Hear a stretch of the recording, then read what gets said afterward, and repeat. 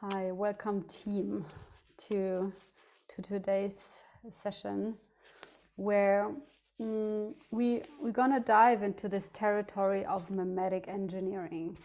And who did read the homepage? Like who was already diving into it? Cool. Yeah. Not all of it. Not all of it. Great, but you started, right? Yes. Perfect. Because yeah, it's a complex thing, and at the same time, it's about practice, becoming practice to dive into into our memetic structure. And whoever also sees this, who does not know about memetics, it's like the smallest part of your thoughts. You can actually compare it with the genes and the DNA. It's like the genes are the smallest part of the DNA, and the meme is the smallest part of your thoughts. And we are designed, our inner structure is designed out of these memes. And memes are, thoughts, but also distinctions in us and declarations in us, which means all old decisions and beliefs and our inner structure of how we see the world are a construct of a lot of memes in us. And it's almost like I see it as we have our box, and in our box there are thousands of different kind of sub boxes, and in these sub boxes there are entire universes inside of these sub boxes, which have different kind of territories, like relationship or relational space, authority, money, sexuality, intimacy. How am I? Who am I? How do I relate to the world? Am I good enough? I'm a successor. Like, am I successful or am I a failure? All these different kind of subdomains in our lives are memetic constructs. And what I see, because people ask, okay, what is the difference between an EHP and a memetic construct, is diving into a memetic construct, is that the threat which we are diving into is mainly, it might be the same sentence, but it's not, for example, I'm afraid that I'm a failure, or always when I'm going live, I think I'm doing it wrong. I'm actually, I cannot do that. And in an EHP, we would dive into the fear, right? Like there's already the understanding, okay, there's a fear, and this is the entry point to go there. And then you go deeper and deeper and deeper, and you're opening kind of the emotional body, and then you almost time travel. It's an emotional time travel. I sometimes call it like that. And the difference to a memetic construct, when we are diving into, it's more that it's the, I like the picture Nicole said. It's like the EHP is more following the waterfall, and the water who falls down, and the memetic construct are the rocks. We are looking at the rocks on which the water is flowing. And I really like this picture. Because then it's a different lens we are putting on. And at the same time, the water is flowing, and the person will feel something.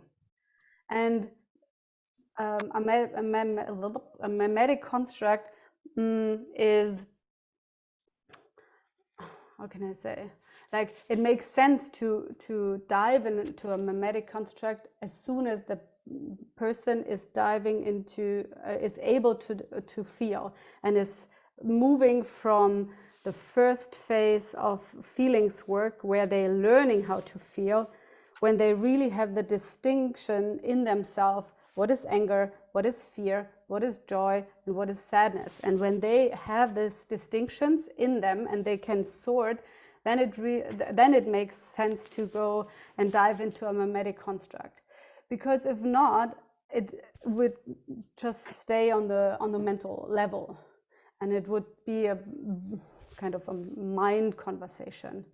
And of course, that also is something, but it's not. It will not transform, right? It will not have the same results when you already are able to feel, when your client is able to feel. Then the transformation while you're diving into the construct is possible because the liquid state is there. It's not only perceiving it on the mental level. And as some of you already read through the homepage, what are your questions about mimetic engineering? What are the, or also what did you get? What are the gold nuggets you already got by reading the homepage, so that we are collecting also like what you got out of it? And probably you have already experience in it. Maybe you did your own mimetic construct processes, or you already held space, even you did not name it, like, this was mimetic engineering, you know. This happened to me, like I had no name for it, but nevertheless I did it. So how is it with you? Where is your inner map from mimetic engineering? And for me, how I experienced it when I wrote, when I read my page, it's like it remembered me like when people asked me questions about when I was saying it. Sometimes it was just like clicking in my head, like, oh shit, like I never did a mimetic engineering process, but I can relate it to how I had conversations with people who just asked questions about why I was saying things, and I was like, just it brings me a layer deeper, and then sometimes it just clicks, like, oh shit, yeah. And then I recognize the process of feeling seen, or like start becoming afraid of being seen by someone else, because it feels like someone is just entering a part of you that you haven't seen of yourself before. Like it goes deeper than what your mimetic construction is playing at. And yeah, what I got from it is just asking questions about if it's, where is it coming from, and if it's true, like where is this meme coming from? And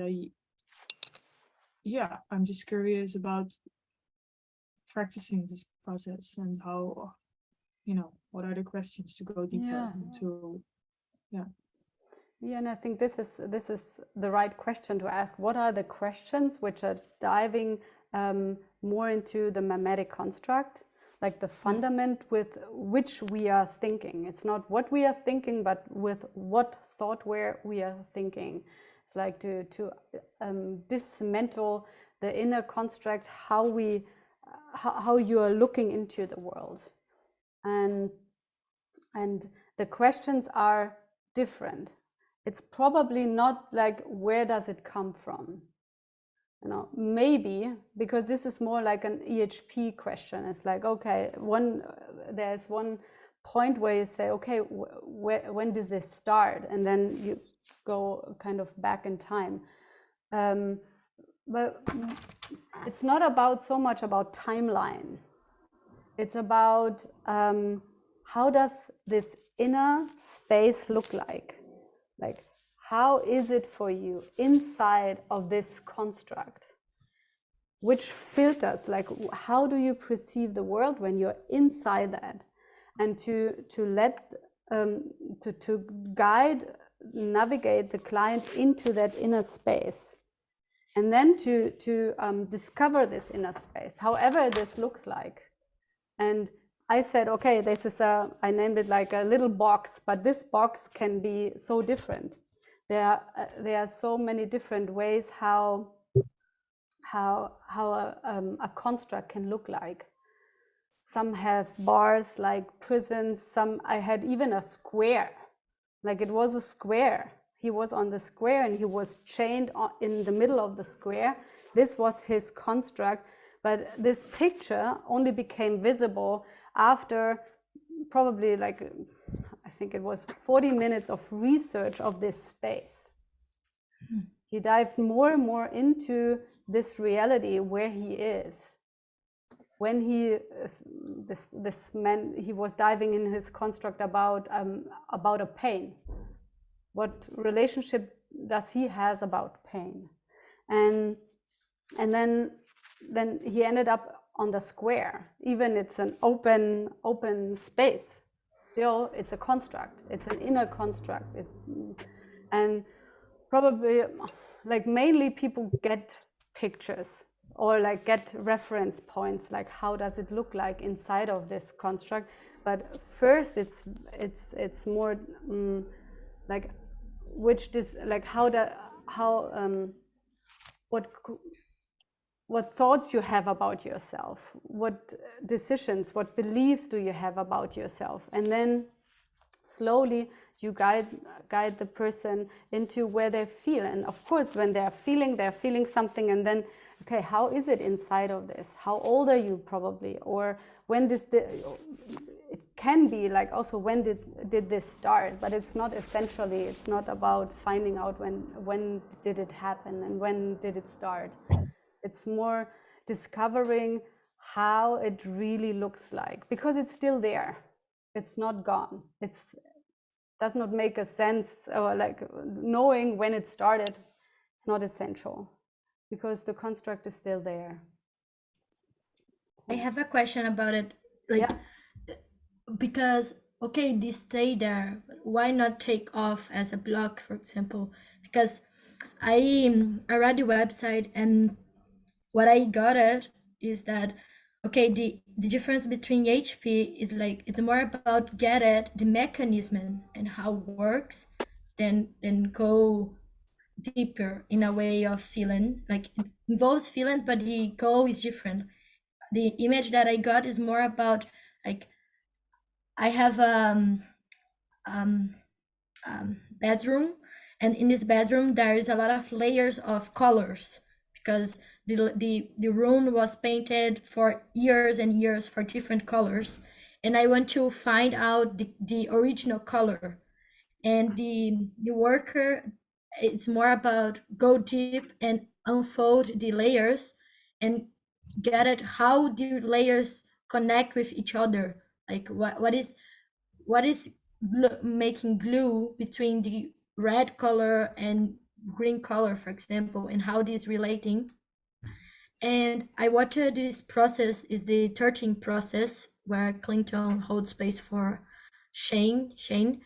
And in this process, what happened to get it was his mimetic engineer is like he go and he said, okay, imagine that you are in this story market, and what is the thing that you bought in the shelf?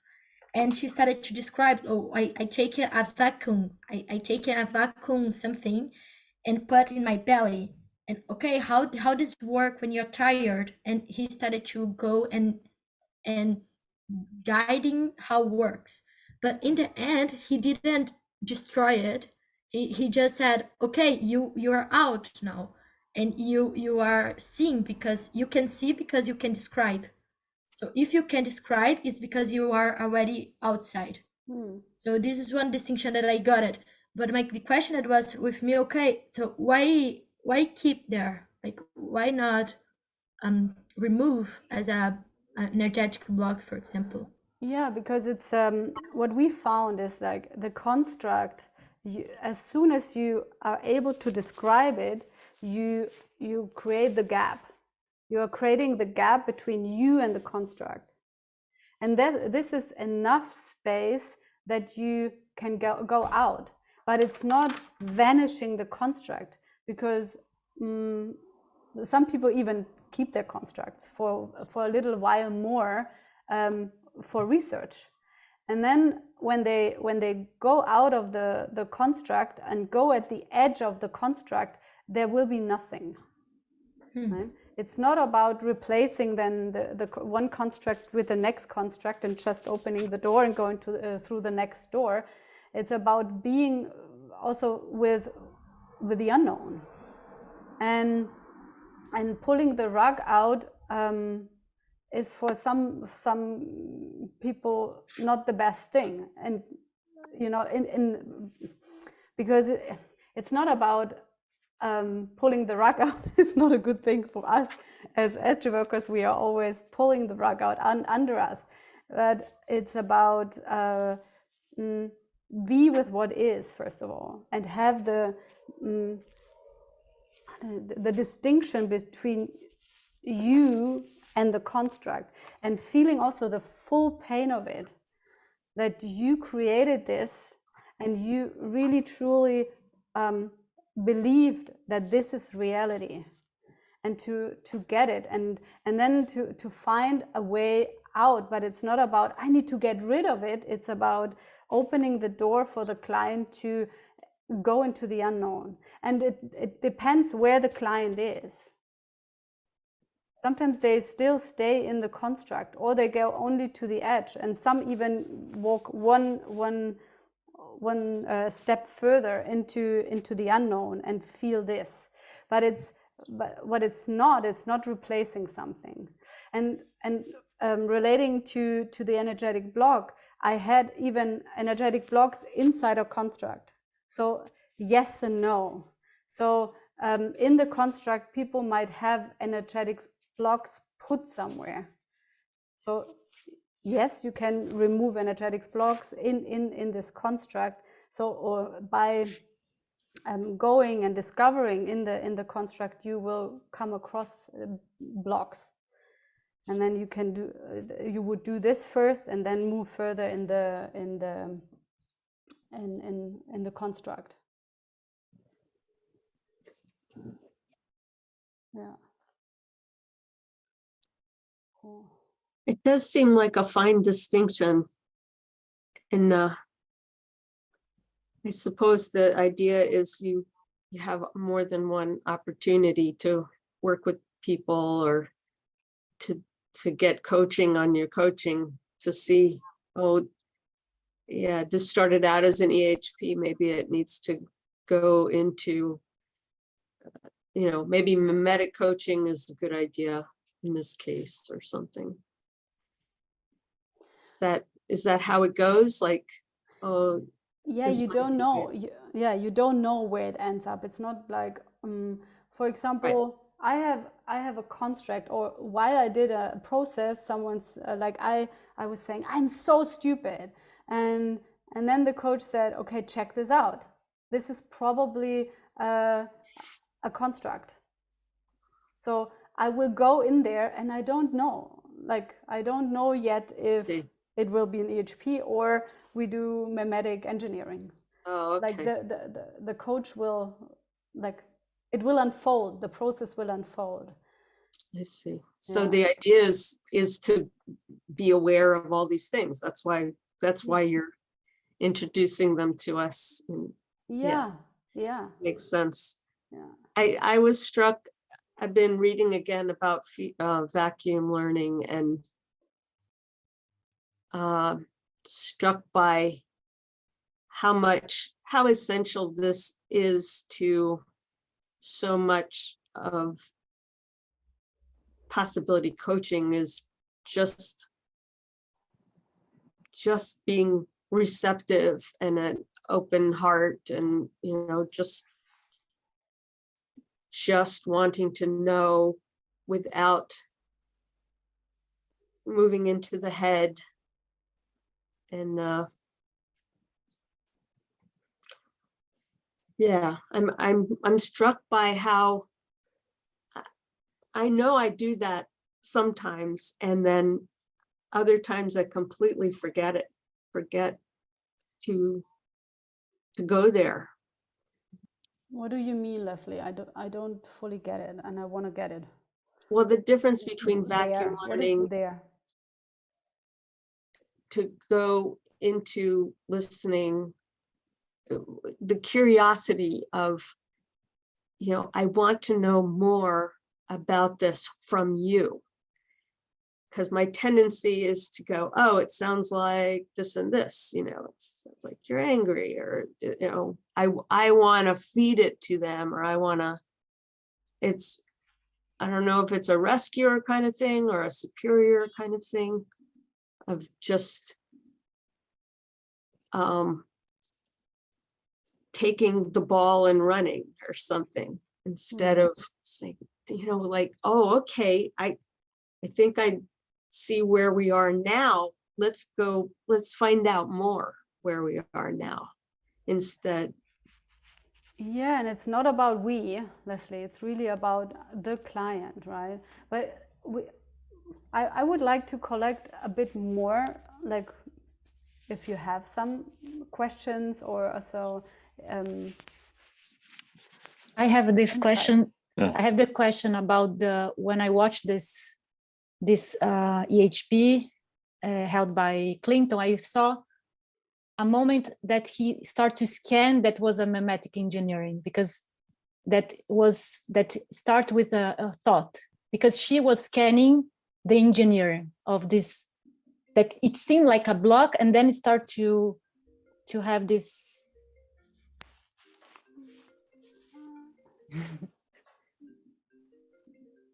your computer. I'm sorry, yeah, I switched it off, but okay.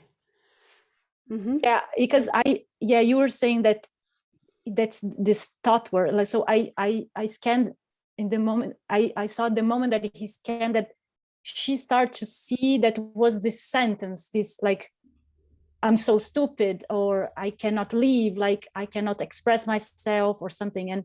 And from that, she could see and really sense this engineer that it was going on. And I was like, how do you scan if it's like a voice or something that comes from an engineer of this construct? Could be also a voice, like a parent legal state voice, or Yeah, and all these voices might also be a part of a construct.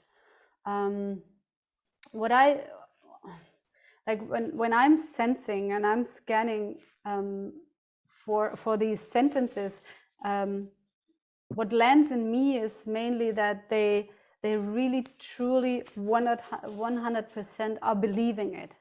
It's like they're acting upon it. They really think they are stupid, for example, and it is kind of a matter of fact. It's like period. There's nothing can shake it, and it's also the I am stupid, right? It's different than you are stupid, which comes more from the outside as a parent voice, which you can easily more shoot because you have you. The you is not the I, and so this is more like, this is what I sense when I'm is this unshakable inner truth. It's like, wow. And when you see that's so, like, it has no hook in reality. You as a coach, you see, that's bullshit, you know. when your bullshit detector is going on, it's like, that's okay. I see this is it's almost that you're also identifying a fantasy world. A construct is a fantasy within yourself. It has nothing to do with reality. Of course, it creates somehow the reality, but it has nothing to do with reality in itself. Ian, yeah, you had also. These memetic constructs, if we make this analog to DNA, I mean, DNA is necessary for our body, and it brings forth also very beautiful things. So I think if we take the memetic as a general thing, would there not be constructs in there that are very useful and also very, very accurate and truthful? Definitely. Okay. This, I think, this is why we are doing this work, to actually dismantling where we are blocking ourselves. So it's like all the good stuff, keep it and go ahead, right? If you have, and of course, like some have the construct of I'm a successful person and I can do this, and still it's somehow it's a construct, but hey, this construct is supporting you, and this would not be the first to work on. Like first you work on the resistances, or where reality has no slides off somehow, and where the person wants to get other results, different results, but they are not getting it. And another thing I just wanted to share was that in quantum physics, there's this phenomenon of when you observe something, it collapses into a specific state. Yeah. And I think that what we are sort of tingling with a little bit here is an aspect of consciousness that as long as we are in our mind, totally like every moment being attentive to some construct, they are fixed.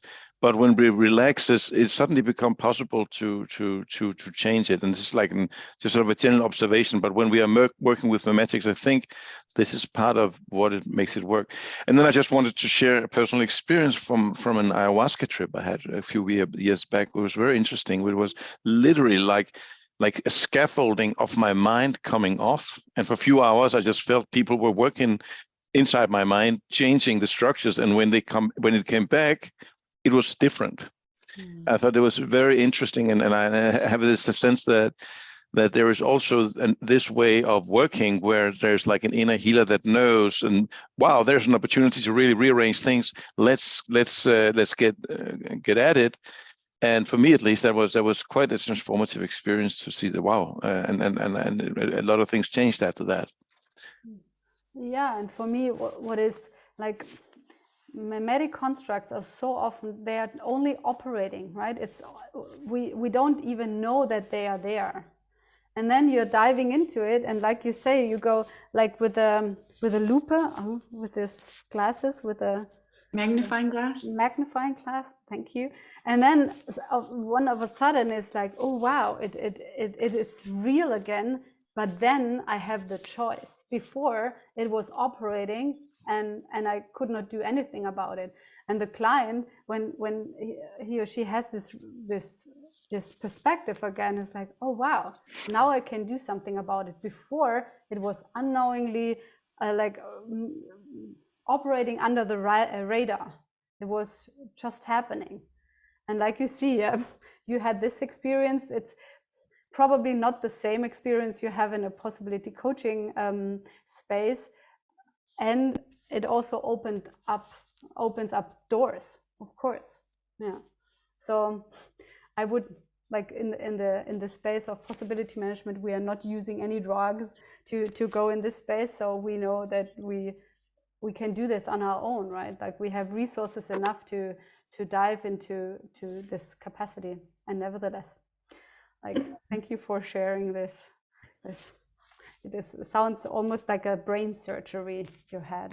It felt like it, yeah. Okay, cool. So anything else from anyone else before we dive into practicing? Because I really want to let you dive in one of your constructs, and you will go with again in the 3-cell, and this time Nico and me, we will accompany you as coach, and sometimes we're gonna switch, and it goes like always. We have a client, and there you dive in your construct. You have a coach, and a support for your coach, and like the coach, and a third coach. So it's like learning on very, very different levels. And the coach is also checking which questions are working. What is working to guide into this construct, and probably also which questions are not working, because this is also quite helpful.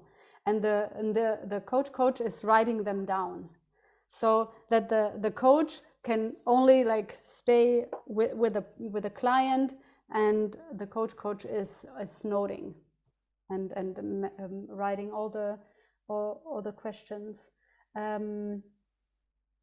Yeah, and the coach also takes care that the coach is not navigating in an EHP, but stays there like, okay, how does it look like? Don't go into the past, stay in the now, actually, because the construct is now.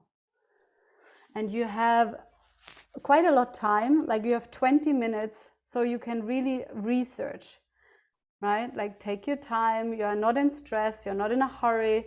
This is also how it goes with clients. It's like, because what I see is that reducing the speed also opens up a different space. If you're hurrying, they stay in their mind. So let them sink into their bodies. It's, of course, it's a mimetic construct. It starts with the brain, but then it sinks in the energetics. It sinks into, it's related to the emotional body and even to the physical body. Sometimes even physical symptoms are related to it, and can be also an entry door. Like what I had with the guy, he had the pain in his back, and this was the entry door for the construct. And yeah, you have 20 minutes and then 3 minutes for feedback and coaching, like how it was, how it landed, and then you shift to the second and then the third person. And me and Nico, we will guide you, like support you the best we can. And Gabriela and Marina, they ask to be in one space because they are literally in one space. As you can see behind Gabriela, there's Marina sitting. And so it's Aeon, Gabriela, Marina, and then Jennifer, Leslie, and Venera. And Nicole, you are in with Jennifer, Leslie, and Venera at the beginning, and I will join you in the first room. Any questions? Yes. Yes. It was just, you said that if it's a positive construct, you don't need to go into it in the beginning. But is there a reason at all to go into a positive construct? No, I would not. No. I would not. But just to say, okay, you could for fun. Yeah. but it's yeah. Because now choose a construct which is blocking you. Or if you don't have one in your beep book, grab something like your construct about relationship, about sexuality, about money is always a cool one. Choose whatever partnership, family, motherhood, friendship is also a very good one. Like your construct about friendship and sisterhood. Yeah, name them. Cool. So then let's dive into it and let's have fun.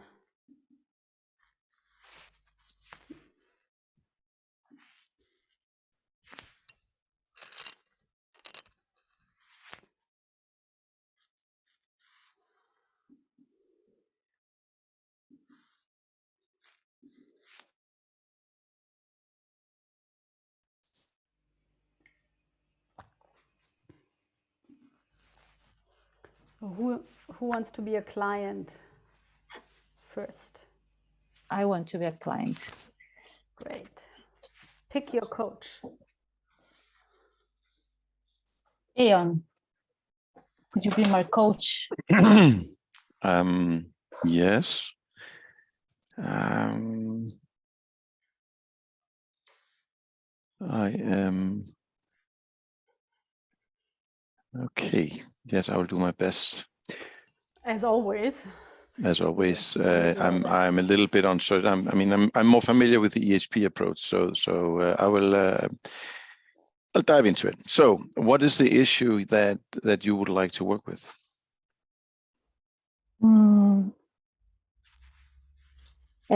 just to check, because I had to open the door here when Christina was explaining the exercise. So the clients express construct that I have, like could be any theme. Okay. About future, could be. No. Or in general, what do you think about future, or what? Like plans and life. Well, I think that it would be helpful if there was some level of clarity about what you would like to accomplish, or something that is troubling you. That we can examine the constructs that surround this issue, like you have some kind of conflict or tension in your life, or some kind of thing that is not working for you, and we can examine that. So if it's very general, it's quite hard to get into the mimetic structures of what this theme contains. Yeah. Okay, so I want to work with money, the construct I have with money. And so what is your issue with money? You have too much of them? That was a poor joke. So let me just back one step. So what is your issue with money? I think that money doesn't come from my source. Like I have to be a piece of a machine to a source that comes from people, and I'm not the source of money. Like I'm still have this mechanism of working for places and others' projects. And yeah, so the source is not from me, the money. Ian? So yes. Marina would need to close her eyes, because it's an inner construct. If she would stay with eyes open, she's just in her mind. Okay. So so let me just be clear. Your construct is that you need to work to make money, and you want to examine this construct. Beep. Marina, it's with the eyes open yet. So like Yes, start over in a way, like go, because you are in your mind, you are creating the space from your mind now. So my proposal to you is like start over and guide her, go inner in her inner structure, and yeah, my proposal is to do over.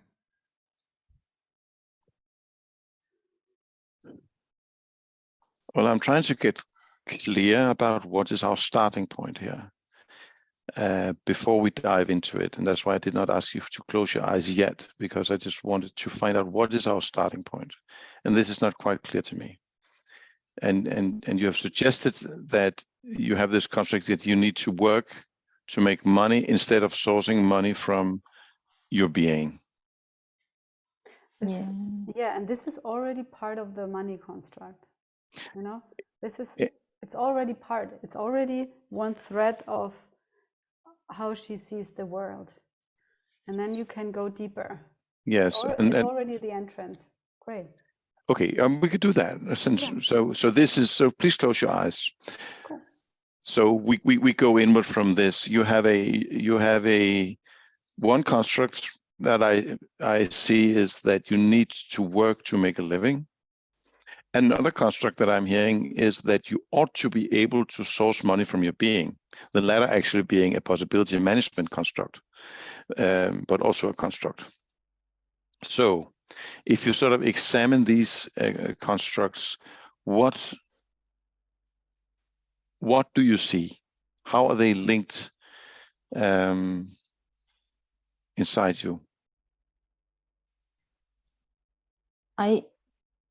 I'm like seeing there's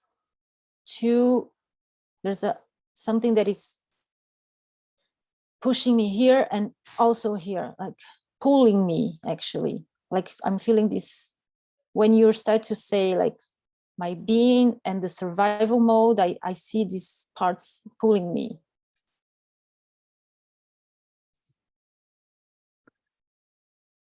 So this is not constructs. I mean, we need to stay focused with. No, it's Ayan, it's great. It's like you just do like a completion loop and say you feel pull apart, because she will feel something, you know, like it's all part, like and there will be so different aspects of how she is in this space, and you only are up there and she's slowly going into this construct. It's perfect. So a lot of completion loops. Okay, so you feel you're being pulled apart inside yourself as you go into this construct. Yeah, like I feel.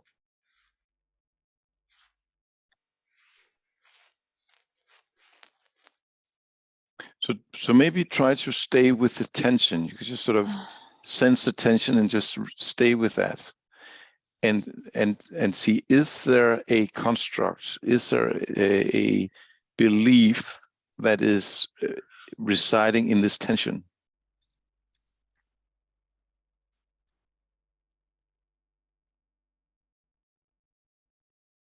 I see something also pulling me back. Like I see there are like, and also something cold here too. Okay, so let this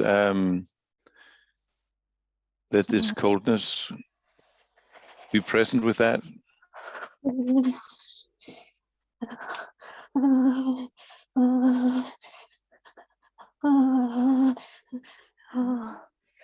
Yeah, don't go. Yeah, okay. So I need some help here in how to avoid diving into an EHP here, because this is sort of what energy is inviting to, and we need to stay with the memetics. Yeah. I'm uncertain where to go here. Marina, first of all, like, Ayan, the approach is like be with her where she is. Like there's a bit like you have a sword, but where's the chocolate? Like open a bit more your heart and be with her where she is, and be really curious. And like, how is it there, Marina, inside of you? Don't drop into the coldness. Like, how is it to be in this space, Marina? How is it? What are the thoughts? How is it for you to look into the world from there? Something like this, and you find your words. It's like you cannot do something wrong. I like I say this sentence, I cannot do it. Then you write this down, Ayan. I cannot do it. Yeah. I'm frozen. I cannot do it. Yeah. Okay. Because when these sentences are coming, they have mainly always like a because, and then the construct even gets bigger, and then because, and then it gets bigger and bigger and bigger, or the next sentence starts. Okay, Marina, so you have, I cannot do it. Can you expand on that? I cannot do it because I am, yeah, I cannot move. I'm tight here, and there are forces that are pulling me out. I have this kind of cords or something that is pulling me outside.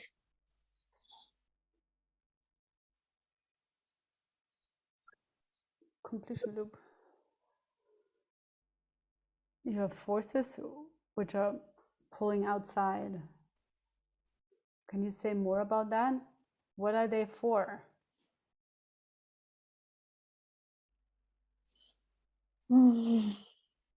Where do they pull towards? What is outside? Like, it's like figures of authorities like teachers and my boss, like bosses in general. And behind is my past, like Behind is family. your past. And where are the teachers, in front or on the side? Because you said they're pulling aside. Yeah, there's like teachers here and like bosses here, like many Okay, bosses. on the right and on the left, there are bosses and teachers. Yeah. And how is it? Like, what thoughts come up? How is it to be there? In the back, there's your past, and in the front, on the right and on the left, there are the teachers. I can't express. I cannot say anything. You cannot express, you cannot say anything. So stay with her, Aeon. I want you to take over. Like, stay, don't, if she says something, really stay close and make the loop. And if you let the gap be too long, she falls off, you know? Like, stay with her, stay close with her. Cool. Okay, I find it really, really difficult. I have like I a knot know, in my. this is why we are here. Because but it just feels so. It feels so artificial. It's so artificial to me to sort of try to all of us move away from what is really going on, because we have to do it in a particular way. So it just feels so unnatural to me. This thing. This is That's what's the really difficulty. going on with her at the moment. Marina is unfolding what is going on in her. In the back, there's the past, and she's there.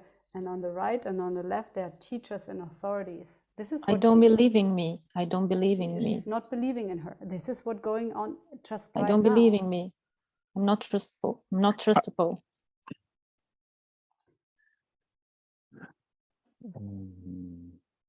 And these are constructs. I'm not available. I'm not available. Yeah, you're not available.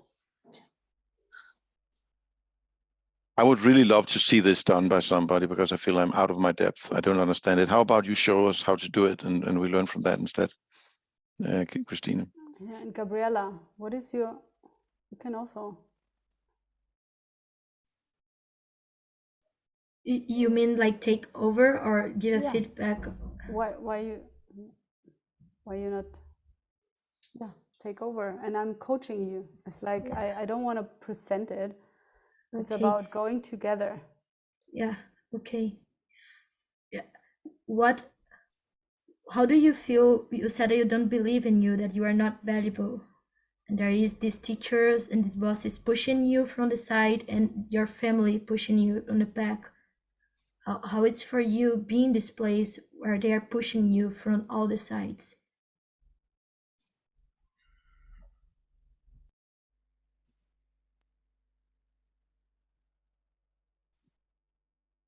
What is the sensation in your body? It's a lot of fear, a lot of fear. I have this, my heart is like, also there is this frozen, like, and I have also this pressure here, like it's coming also. I have something also, that is compressing my heart. Yeah, there's something compressing your heart. What is compressing your heart?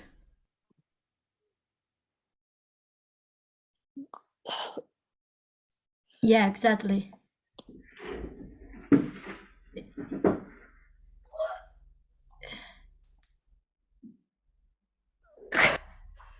Yeah.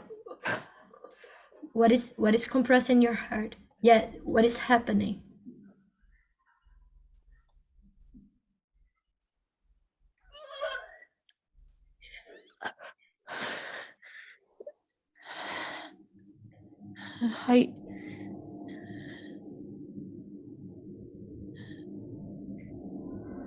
Now I feel that these forces is coming from me, from like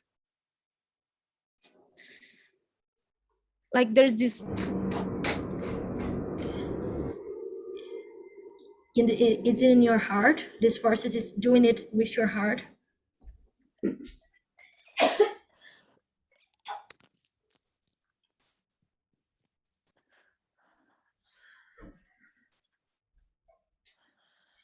It look like that you are throwing something. What is trying to go out? This thing, it's pushing and go, push and go. What is leaving when you go? Oh, yeah. There's something.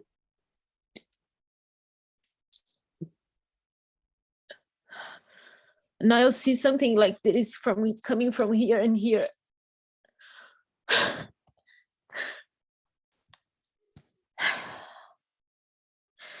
What is this thing that is coming from here? It's compressing also from here and here. It's compressing your throat and in your heart.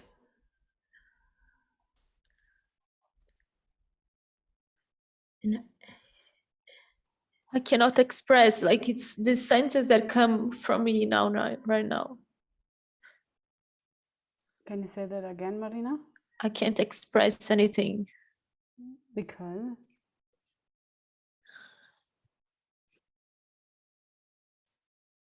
Because if I say something, I will be pushed. I will be. Yeah, if you say something, you will be pushed. If I'm silent, I will be pulled. And if I am saying something, I will be pushed. Like there's. So if you say something, you will be pushed. If you're silent, you get be pulled. Yes.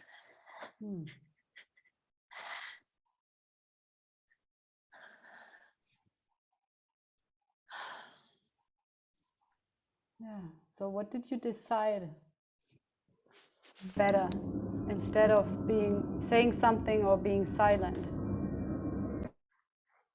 What is going on there? And how is it in this space where you are in this space?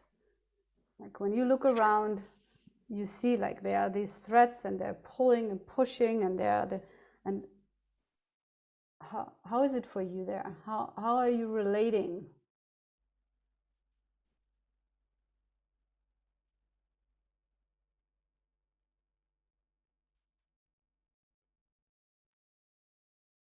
Yeah, it's kind of I don't have a direction, like I am.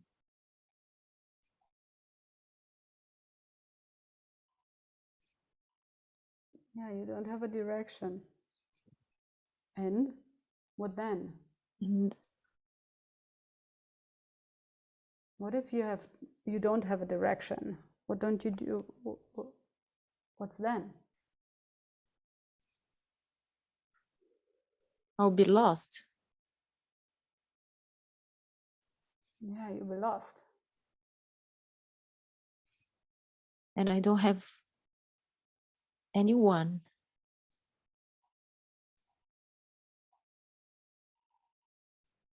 Yeah, you don't have anyone.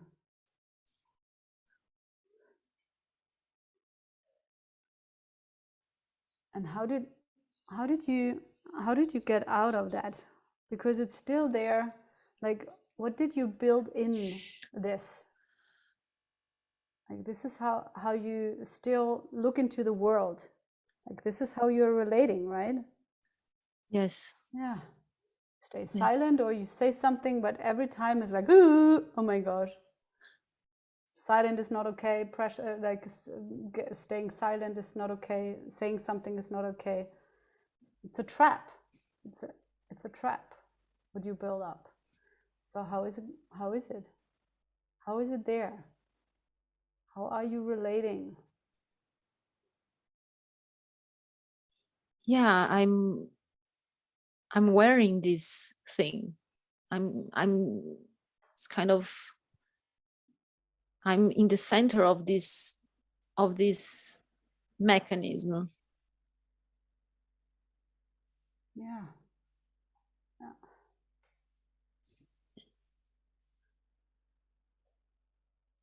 And what do you do when you have something to say? Because if you speak up, you push it, and when if you be silent, you pull. Like, what do you do when you need to say something?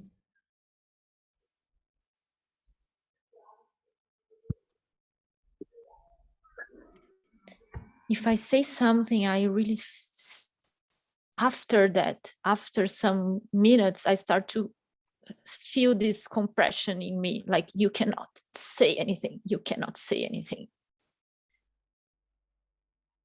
After you say something comes this pressure, like you can't say nothing. Yeah. You can't say this thing. Yeah, it's like the moment that I say I don't have so much, but then after some minutes, I start to feel this.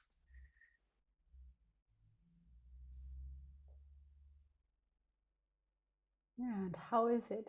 How is it there? Exactly, stay there. And what are the feelings?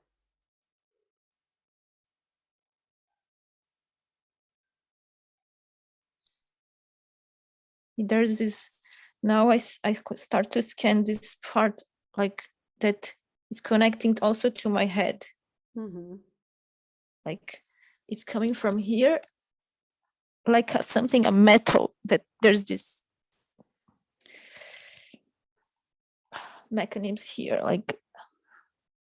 So it comes from the center of your chest up to the spine and to your head? No, it's from the heart. From the heart? Mm-hmm. Yes, coming from the heart, and it's coming to the neck here, and then there's this that folds my. Mm-hmm. It folds. Yeah. Okay. So this is probably an energetic block you have, which we would not do then now, but kind of later, and the time is over that. Yes, Gabriella, you would wrap it up and name where she is and wrap it up, and stay there a bit, Marina, and bring her back. Do you know how to do that? I don't know, but I'll try. Try. And Great. quote me.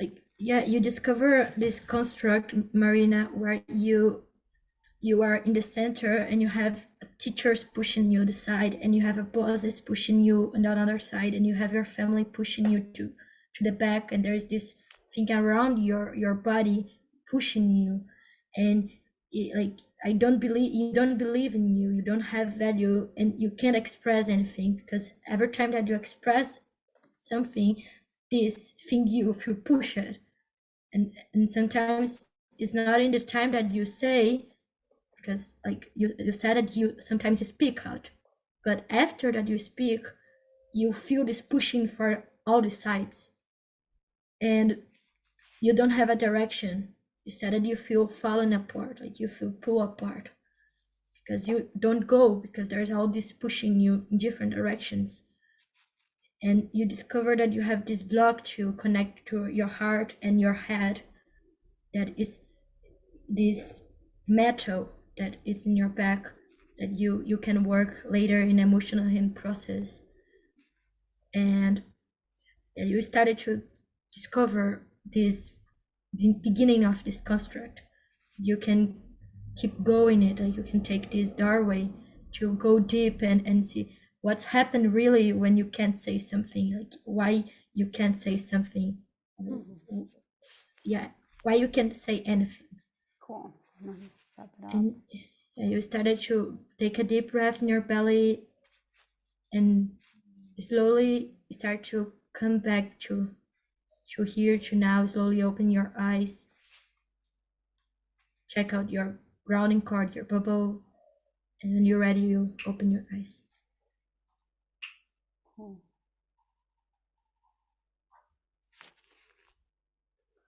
Thank you. Also for your first diving into, and this great. Move to the next one. Who wants to be the next client? I want. Aeon, you want to be the next client? You are muted. You're muted. Yeah. Sorry about that. Not so effective trying to communicate with mute on. Yeah, I'll try the client. Okay. Marina, would you be the coach, and Gabriella, You're the coach? Yes. Yeah? Okay. Okay. Go ahead. So what is, and it's important, make your notes. Like while you go as a coach, make your notes. Exactly the sentences what the client says, and so you can come back to it, and don't say it in your words, but really say all the sentences and what you find out in their words. Be very specific and very concrete. Yeah, cool. Great. Go ahead. Well, Hello, yes, when I was triggered by something you said, and I think that was an interesting, and this was this part that you wanted to source your money from your being. And my issue is that even in possibility management, I feel there is some beliefs that are just constructs, and I think that is one of them. I do not believe it's totally accurate. There are distinctions missing, and I feel a fear of expressing that in this context, because it's like if you do not accept these things as gospel, then then you are at the odds with it. I think that there are issues that are even deeper than has been or that are missing in some of this. So is this your construct? When I don't believe in the gospel, what is it?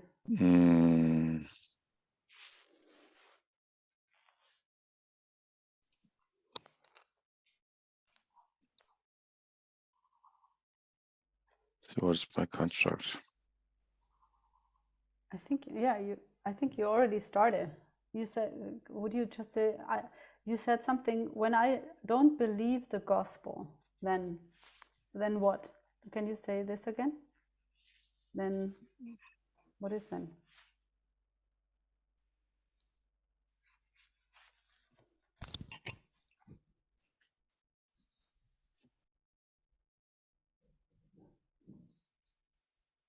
Well, there are two parts to this. I feel a fear, and I disagree with the proposition that Clinton makes, that it is possible to source your money from your being, and this scarcity is not a thing in the world.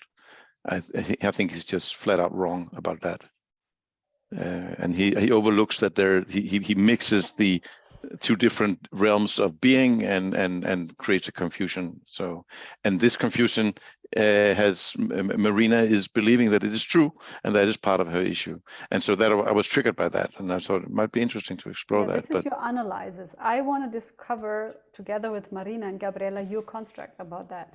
And you said something like, when I don't believe the gospel, then, and this is an entry to a construct. And also you said about your fear.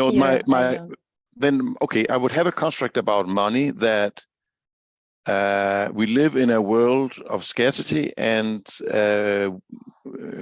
abundance in the way that spiritual people believe in abundance does not exist.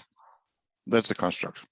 And so in spiritual circles, this brings me in conflict with many people who believes that abundance is just a thing that exists, and it's possible for everybody to be happy and live in abundance. And I think that's actually bullshit. So you are bringing that you have this thought that all this abundance way of see life and as something abundance is a bullshit. It is a limited truth. It is true in the sense of there's all the love and attention and camaraderie and adventure in the world, but there's not all the resources, water, copper, land, all kind of material resources. They are not infinite. They're not in abundance. And so yes. What do you feel when I say limits truth? You said that you feel fear about that. I feel fear that people want to believe in abundance will get angry at me when I point out that they believe in a lie. So you are afraid that if you say to people that life is not abundance, people will be Life is anyway. not just abundance. Certain aspects of life is abundant, other aspects are limited and scarce. And if we want to navigate in this real world, we need to be able to distinguish properly between those two realms.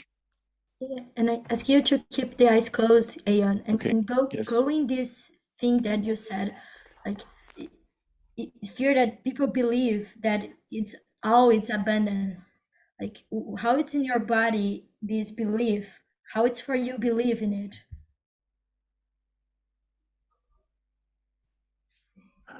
Well, there's a fear that people are chasing a phantom and wasting possibility for creating real change by pursuing a goal that is impossible and will never materialize. It's a bit like, religion preaching that you will get your reward in heaven as long as you accept to be a slave in this world. It's very, very useful for the rulers to have people believe that kind of shit. Yeah, would you start to come from your head and start to go to your heart? Like really, you said, it seems that I am chasing a phantom. No, So other people are chasing a phantom. if I believe in that, I will chase a phantom too. Or if you believe in that. So what is this for you to live in this, with this possibility? What do you feel about? I feel sadness because it's really difficult to get people to focus on the actual possibilities they have for change now, because they are chasing imaginary possibilities that they like to believe in, but they do not exist. Yeah, but we are talking about you. We are talking about, I am asking you, not people. Like you, how do you feel about these stories? I feel sad. You feel sad. Why? Because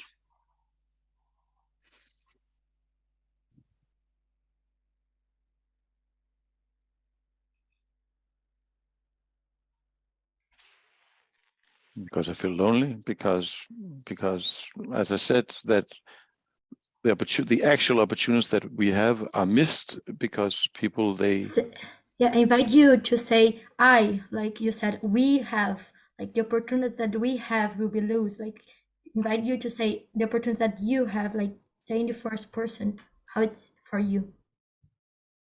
I feel sad about it. Yes, you're sad about it because you said that you're alone, you're lonely in this story. Yes. And what else? And what else? What do you scan about being alone and what you're doing now?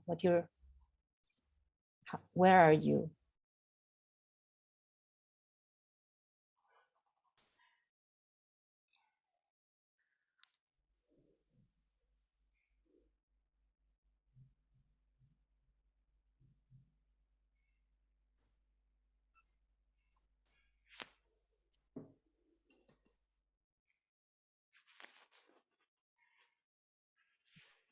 Well, It seems that you are going to your feeling and then something is hiding that, like you are going deep, and I see also with your breath. Would you go again to this sadness of being alone? well, it's just really difficult sometimes an uncomfortable truth competes with a wonderful lie, and people prefer the latter, and so that just creates difficulty. Yeah, so you said that this, it seems that you have in these options and you need to choose something. This something that you call lie and your truth. Well, it's a general thing, illusions. People love to believe things that are not true rather than face reality, and this is one particular instance of it. But we are saying, like, now you are doing for you this work. It's very important that when you see people, and what do you feel seeing that, like, not speaking from that people, because people are general and everyone is feeling something. They are human, and you now is living with all these people. How do you feel about these people and you?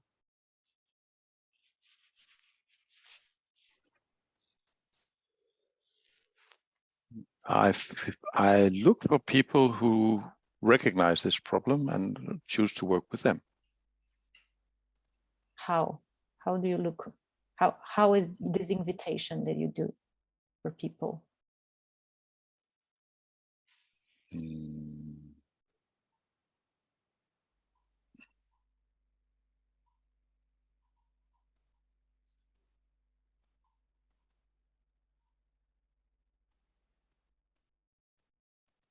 Invitation. You said that Well, you need to choose. part of it is to you know, just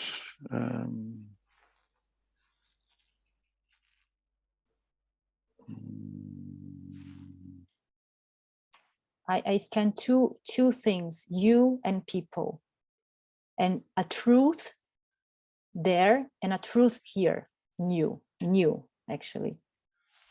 What is this? What would you describe me, like, what is there and in you? The truth that in you and the truth that are in you people.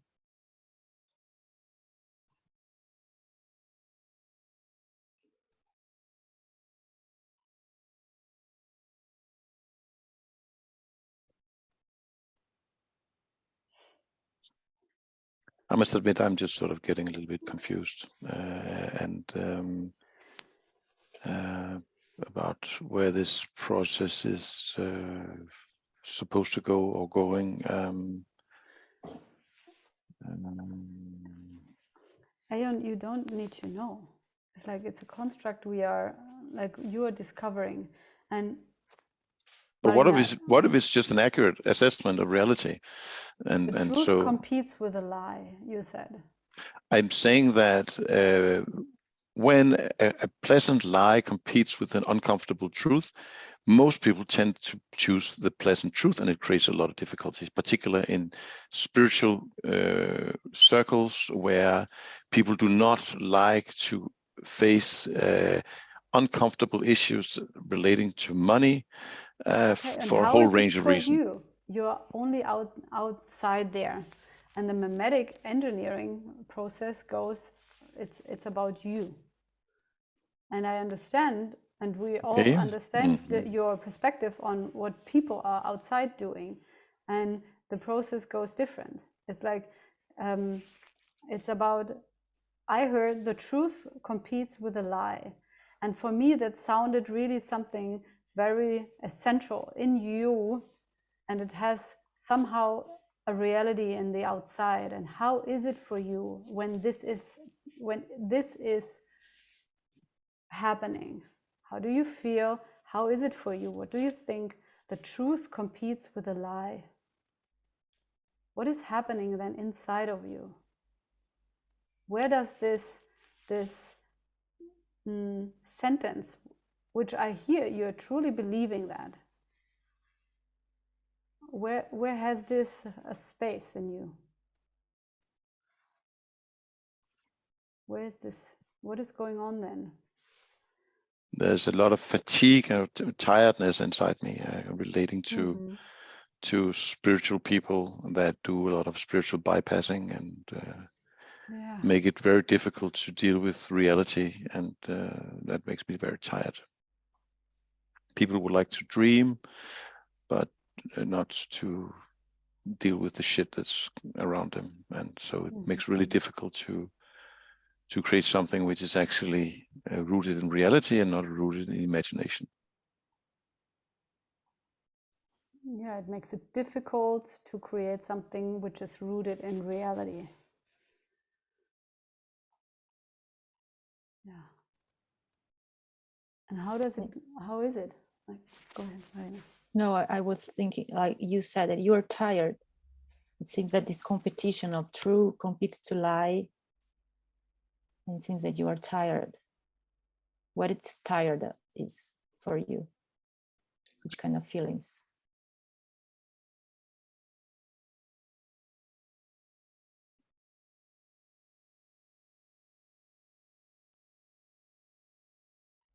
I'm tired of the unwillingness of people in spiritual circles to deal with this reality and keep chasing after illusions. But I mean, I think it's just sort of a bit of a condition. It's the way things are at the moment, and you can't just. I mean, I can't change the world around me by wishing it is different. So I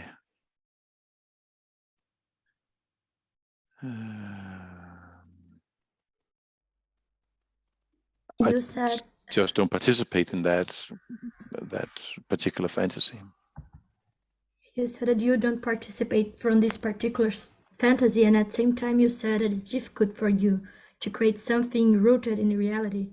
And you said that you're together with spiritual people. It's very easy to create with people who are more business oriented, more cynical, not in their heart, because they are far more attuned to what you call material realities. But spiritual people is really hard to create something with because they are attuned to a fantasy. Yeah, it's hard to create something with these people. And how it's for you, you said that you feel tired. What do you do to try to create with these spiritual people? What's happened inside of you to try to create with them? You said it's difficult. How is for you? What energies you use in your body to do it? To force them or to do something in reality?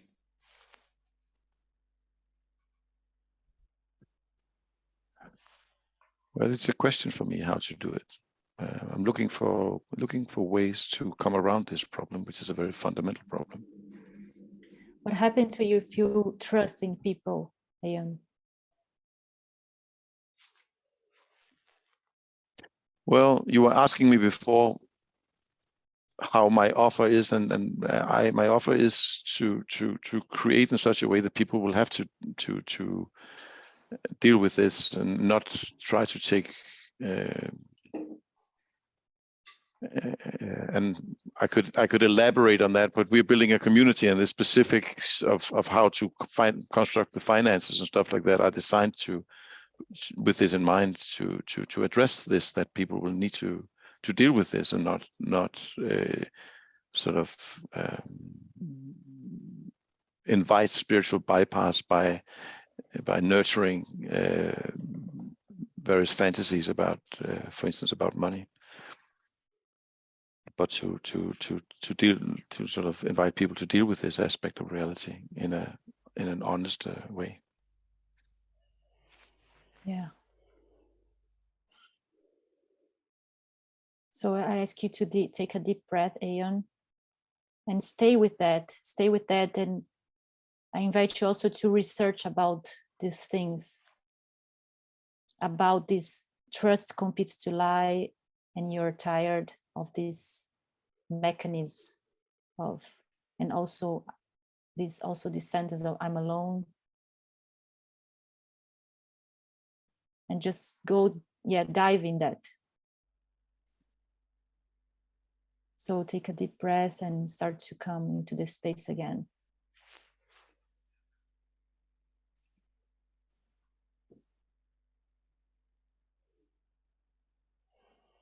Thank you.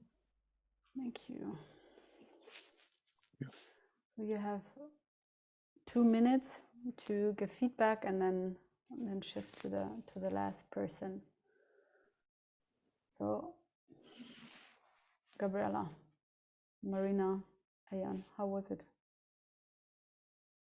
For me, it was really difficult to be with, and at the same time have the clarity and how to make the questions to go deeper instead of being in the same place.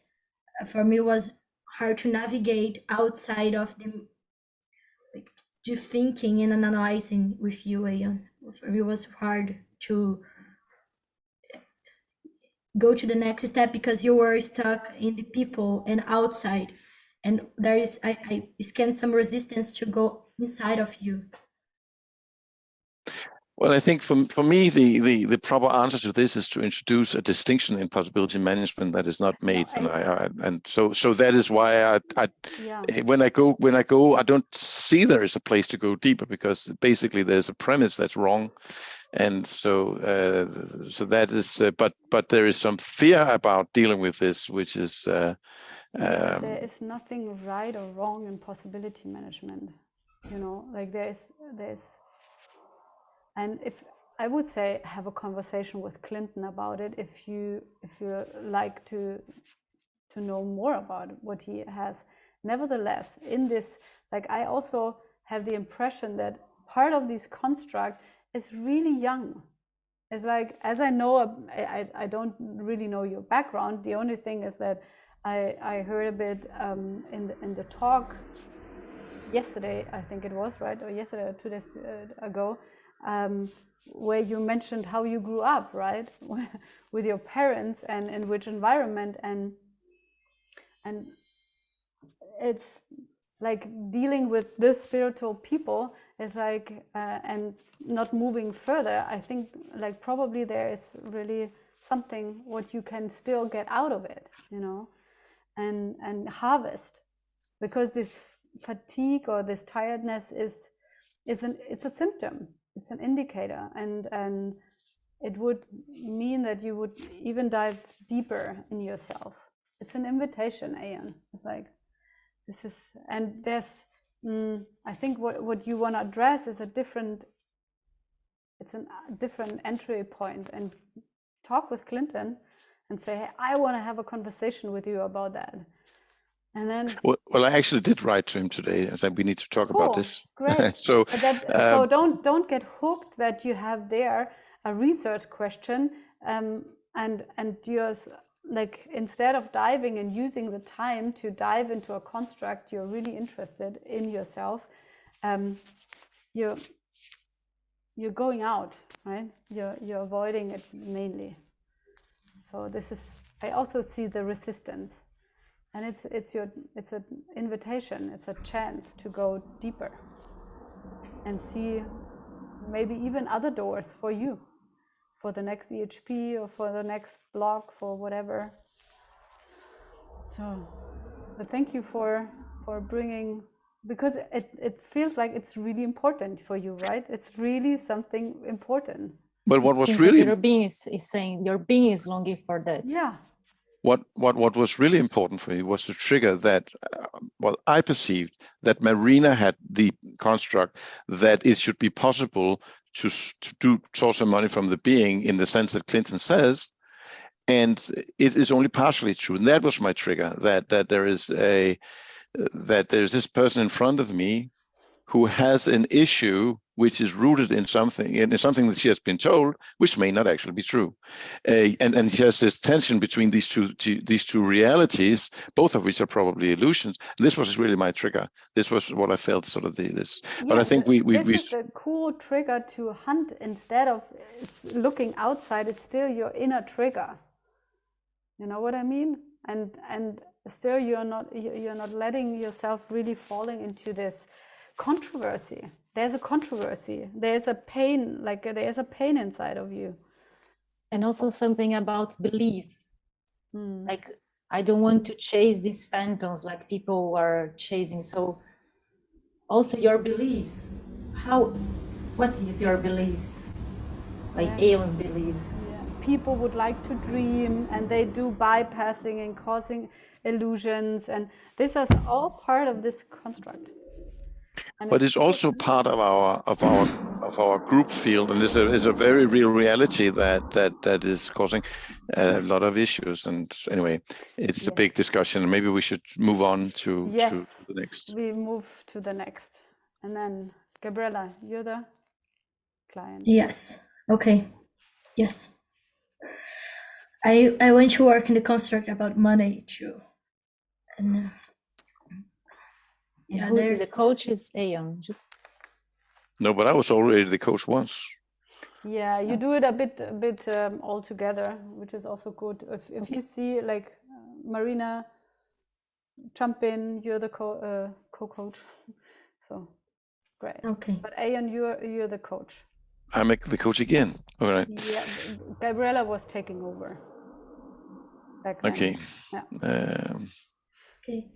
I about the money, I have this thing that is always run around me, that I need to work a lot to have money. And yeah, there's this thing that is I always pushing myself to do a lot and to create a lot of projects and to overworking, because otherwise I will not have money.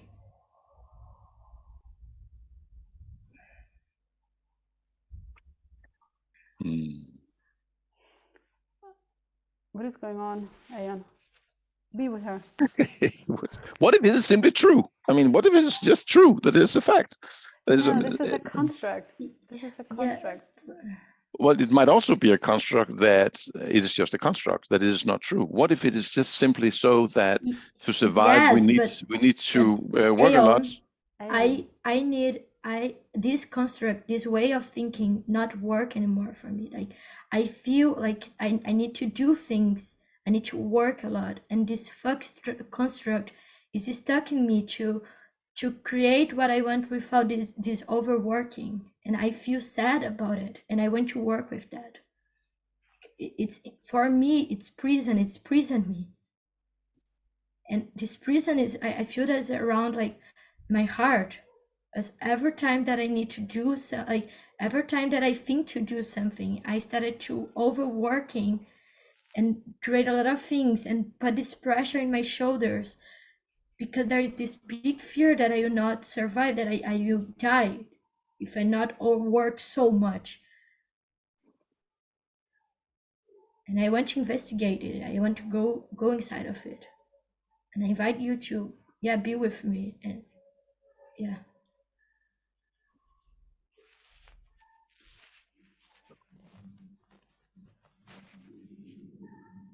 I am a really bad coach on these things, because I get triggered by myself, by the premise that you're putting up.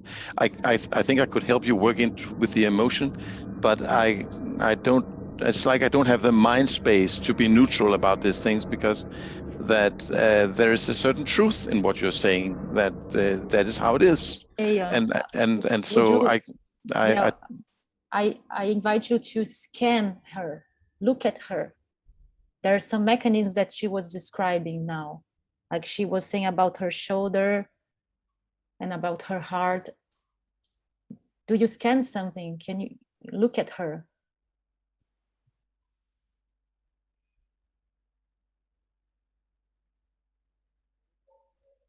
I honestly don't feel I'm really able to provide this coaching service right now, because I'm triggered myself. Okay, good. Marina, go ahead. Okay. And Aeon, stay present, like be there and learn, write the questions. Cool. It seems that Gabriela, that you're saying that if you don't work hard, really hard, and overwork, you will not survive.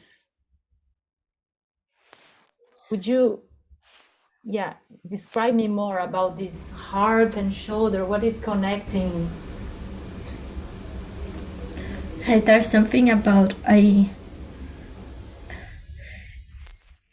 there is something in my shoulders that is like a reminder that I need to do. And this reminder is like, it's like buttons that my gremlin push, like it look like there's buttons here where I push to make me do, because there's this big fear that if I not do enough, I will not have enough. And there's these buttons like this size in my shoulders. And so you said that there's these buttons inside your shoulders, on your back. And who is pushing it? Yeah, it's my gremlin is pushing when I saw my account, for example, or when I think the next things that I want to do, or yeah, when I have to make money for something. So when you have to make money for something, she's pushing these buttons. Why? What she wants from you? She wants that I do fast, and if she not push these buttons, I will not do. I will be frozen. I will be lazy. So if you're not doing anything, you'll be lazy. Yeah, if she not push these buttons, I will be lazy. If she doesn't put these buttons, you will be lazy or be frozen. And then I will not do nothing. And I will be as my uncle. Like my uncle have this thing about being in home and not working and be dependent on his family, like my grandma and my mother. He always asking money, and it's like he don't take responsibility for nothing. And there's something look like that if I don't have these buttons, I will be as him. As what? As like him. As him. As my uncle. Mm-hmm. So if you don't have your gremlin pushing these buttons, you're not doing anything. So you'll be like your uncle that is dependent on his family. And what do you feel? I can scan some feelings there. I feel sad because I'm always rushing myself. If I'm not rushing, I can't relax because I will be loose. I can't rest because I will be lazy. There's this big thing in me when I'm resting, when I'm sleeping until like, I don't know, 11 o'clock, or when I'm not doing nothing, I will be loose. I will be lazy, and I will not have money, and I will be as my uncle and need support from my family.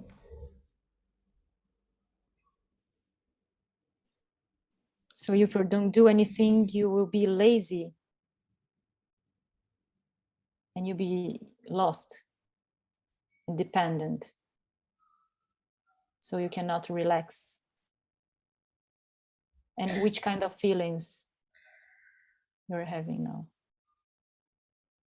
It's the sadness and the anger, but the sadness is bigger.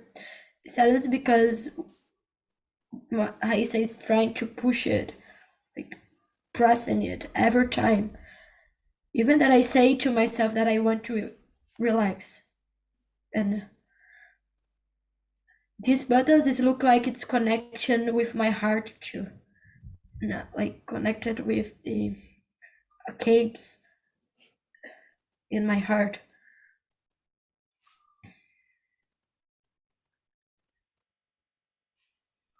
And what is connecting to the heart?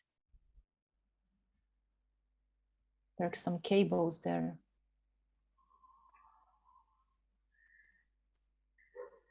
What these buttons is doing to your heart? The first thing that comes is pushing my heart from places. Like every time that I push a button, there is a electricity that goes to my heart. I do like this, and So that. and then I act from this fear of electricity, like I need to act. So you need to act when these buttons press with this electricity. The fear is coming from the something, this mechanism. Yeah.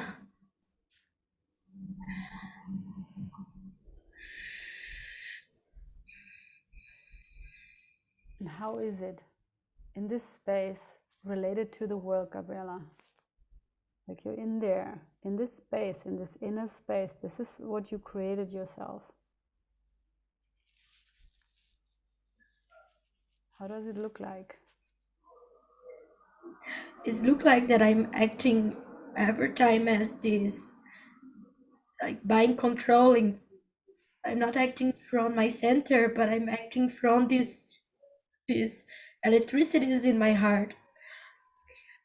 I'm reacting from my heart, and I'm not acting from my center. Because every time that one button is pushed, there is this electricity in my heart that I feel that make me move faster than I can, as fast as I can.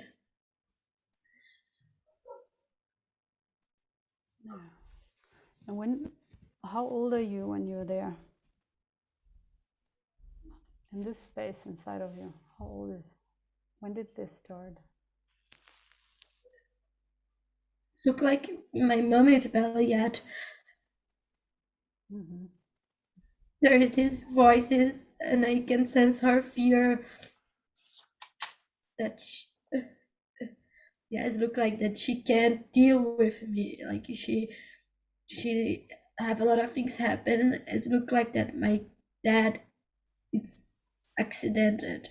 Like he lose his truck of work, and she don't have resources to deal with me, and I can sense, like, I don't see, but I feel this pressure, this fear that she can't have money for deal with me.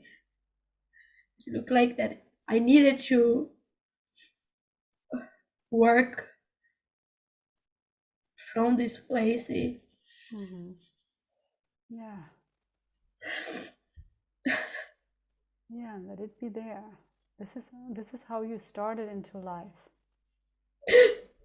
As if you don't know anything else.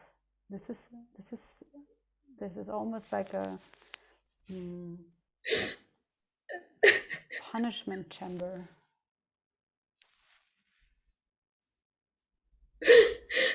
Yeah, it's always this pushing. Yeah. And then there comes the electricity in your heart, and it pushes you forward again and again. So you will never be lazy. You do and do and do. I will never be lazy. Yeah. I can't be lazy. I can't be lazy because you saw your mom. You can't be lazy because what is going on with you and your mom? Like you said, she can't deal with me. So I can't be a trouble to her. I can't be lazy to her. Yeah. Because she already is dealing so much things, and I'm born, and she needs to take care of me and but a lot of things, and I can't be lazy. I don't have space to be lazy because she can't. She is doing everything, so I need to do everything too. Yeah. I can't see she relaxing. And how about this fear, Gabriela, about this fear that is connecting to this mechanism? It's something that this fear is, it's giving information that you need to do something and you need to survive when you were a baby. The fears come immediately when the button is pushed, because go the electricity to my heart. And as soon that the electricity arrive in my heart, these waves of fears go through my body, this contraction, tension to do. So it's the fear that if I not do, I will occupying a space for my mom. I need to help her. And would you go to this fear of being a baby and needs to survive because your mom also has to do many things?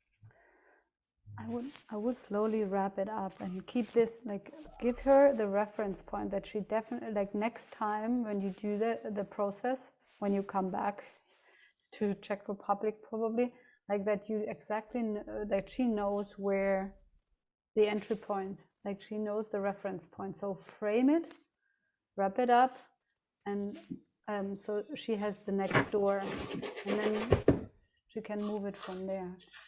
You don't have the time for going into the fear, but this will definitely be the next step to tap into the fear. Yeah, so my invitation is to go to these mechanisms that is connecting to your heart and also creating this electricity to be in the survival mode, and and go and do an HP about this.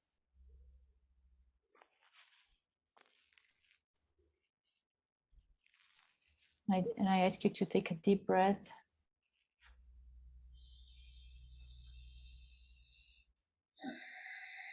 And start to come again to the our space here.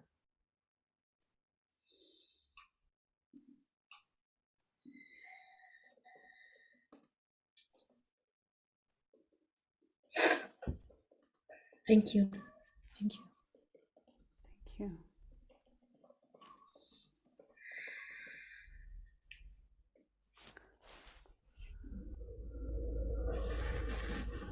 Gabriela, how did it work for you when you're inside there? For me, it was look like I'm walking in a trail that was closed, and I was wrapping with each step, and with the questions that you make, Marina, like look into the back and see where I stepped before, and then taking the next step.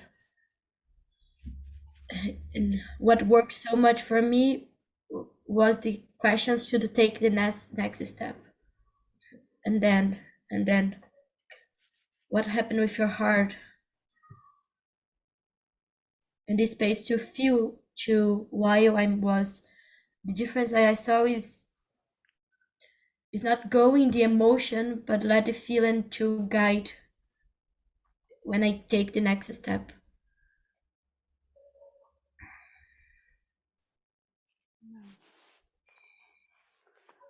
And also what worked for me hearing Christine was really trust in the client. Like she was really going to there, but with her center, I could sense there, like this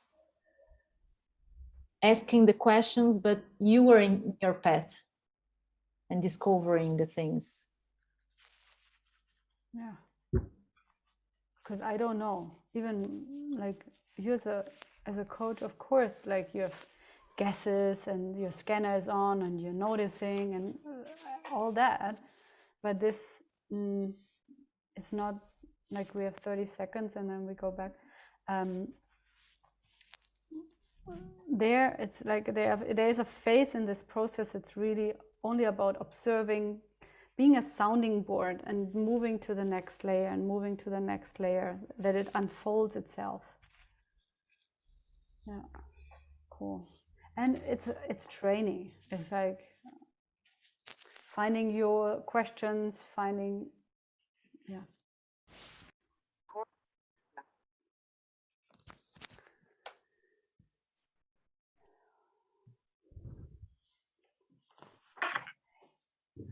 Welcome back. Everyone take a deep breath. Arriving fully here in the space. what are your findings, your challenges, your gold nuggets? What happened? Like reports from where you are. Even we were in the space, like let's report from each other's spaces so that we are collecting it together. What worked, what did not work. Everything, even also what did not work, is so valuable. Yeah, I just had a very powerful process, and what really worked was when Finera asked me what was exactly the question. What would you like to magnify within your construct? Like what's in your construct, a part of the construct where you want to look more into it and magnify it? Yeah. What And then I could realize for myself, like, Could you say again the last sentence, Renata? I didn't get it. Yeah, what part of your construct would you like to look more into and put a magnifying glass on to discover more about? yeah, and then I could go look to my own construct, and then I was like, yeah, I want to look at this. What am I actually doing right here? And then we could go deeper, and it was like, whoa. And now I really I found something out that I never was aware of. So yeah. Cool. By just looking at it myself, to her question, I was able to go there. Yeah.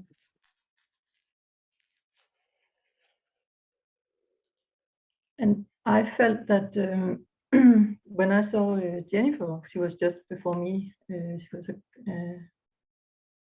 not a coach, meme what was the title? Memetic engineer. Memetic engineer. Okay. And she was doing the completion loops a lot, like to find out what exactly were going on in the construct and to be clear in her own mind and to repeat it for the client. And that I think was something working also. So I used it also, but maybe not so much. Yeah. So what I hear you saying, completion loops were also a part to distinguish between, or like to unfold the construct.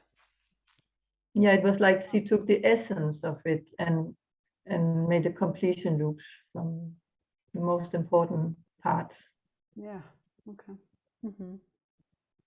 What I noticed about that was that then the person who was discovering their construct would say yes and add to what they were noticing about it.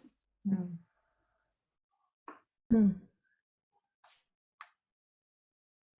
I think that completion loop has this power of, what I'm saying is something that is she was with me right now. And when I received the completion loop in this process right now, I could sense this. Yeah, I'm doing this with someone, and yeah, I have more clarity also to go and discover. Yeah, with my tools, like with the scanner and everything, because it's my discoveries, but there's this person that is really with me.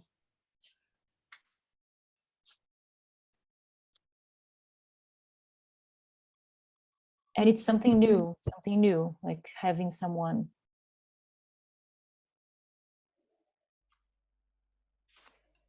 that is hearing really and also makes us hear what we are saying.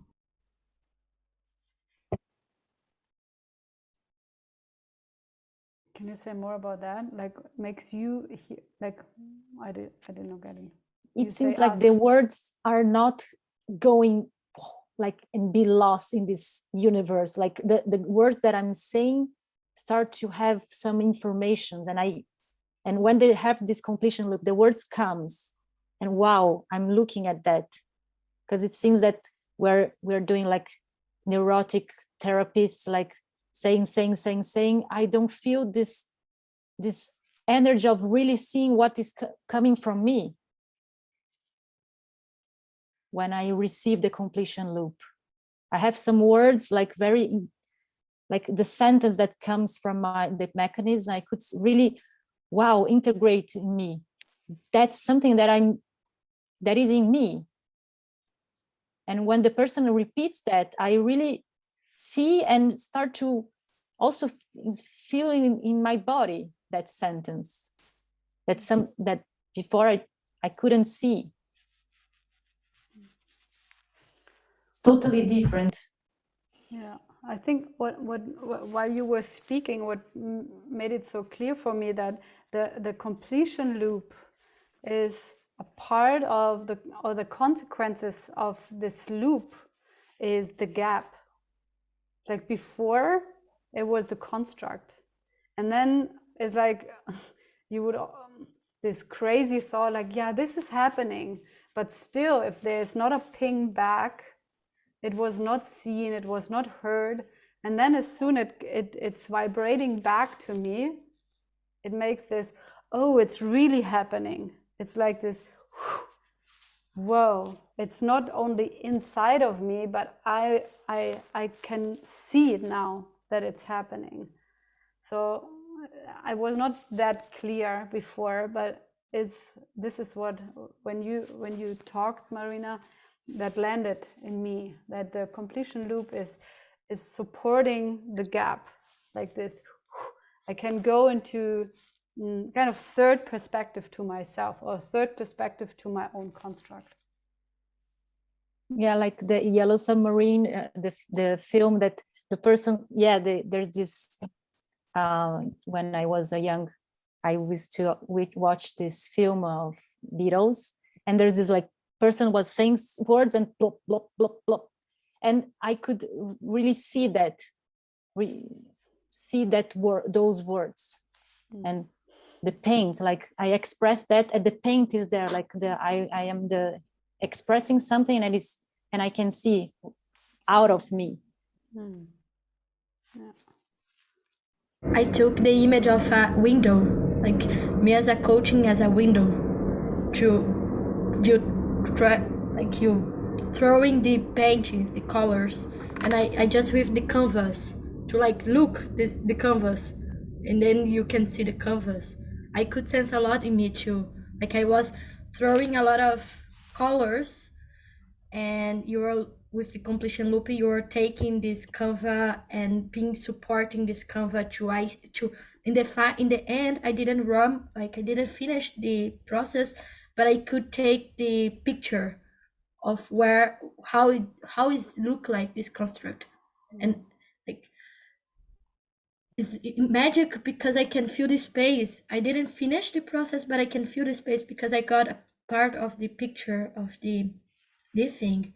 And another thing that I discovered too was is almost like culture to culture conversation, in a way of not conversation, but in a way of the curiosity to like, whoa, you think that's it? Like, why do you think it? How it's for you thinking about it?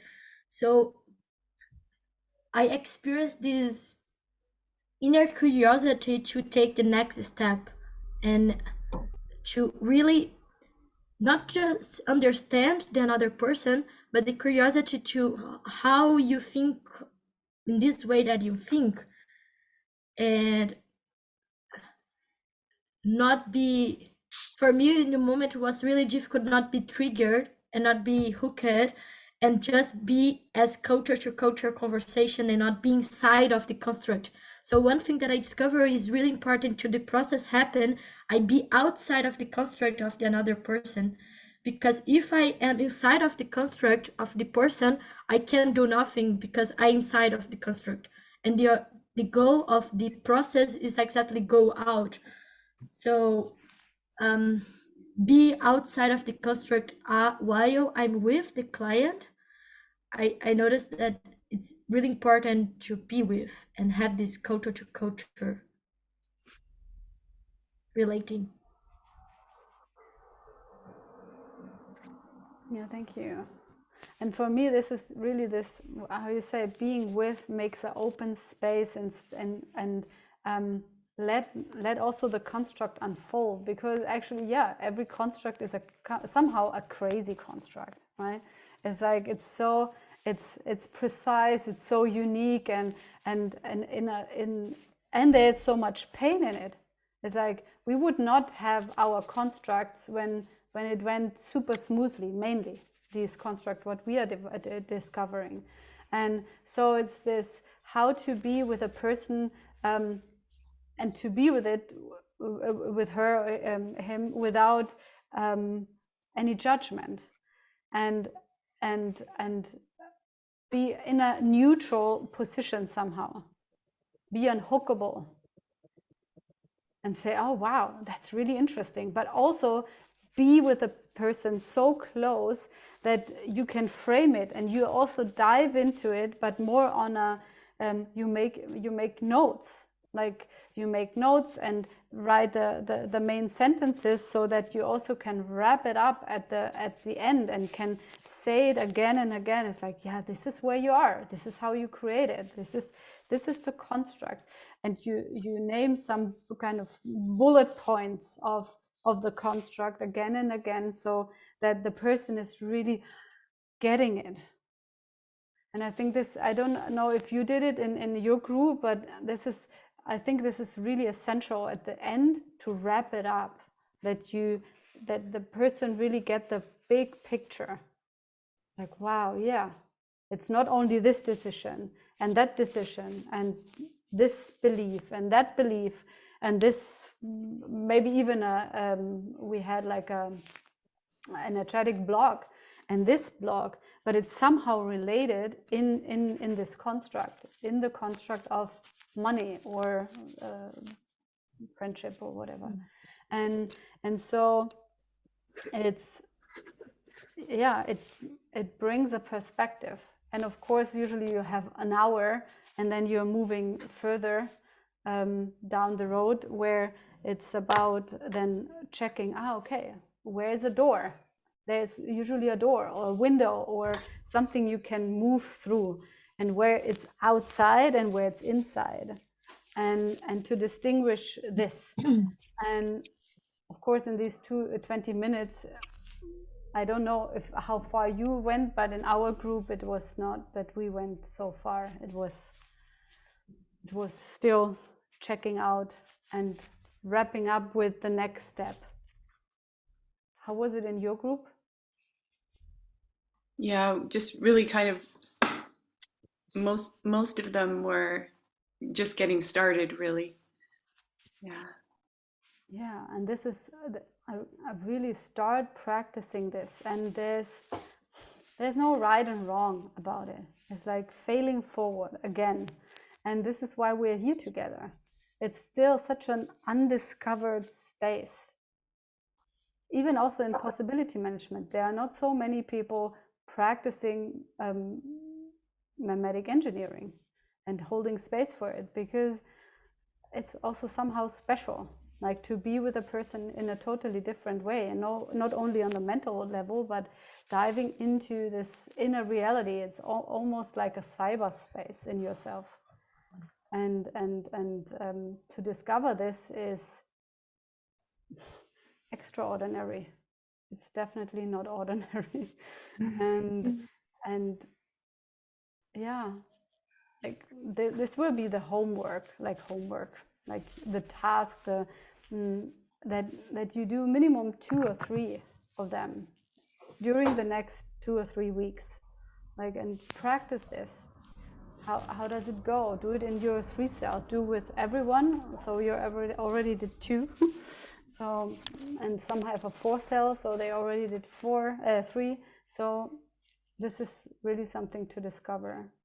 And anything else from other group from you? Well, I have something, and this is this challenge with things that I had this amazing resistance to this whole thing. It's like almost like blackout and inability to sort of just remain neutral to this, and I don't really understand it. I have a lot of fear in my stomach. I feel really triggered by this. I'm unsure if it was because money was sort of going. All three of us had, or if it's also with something with the sort of the approach of.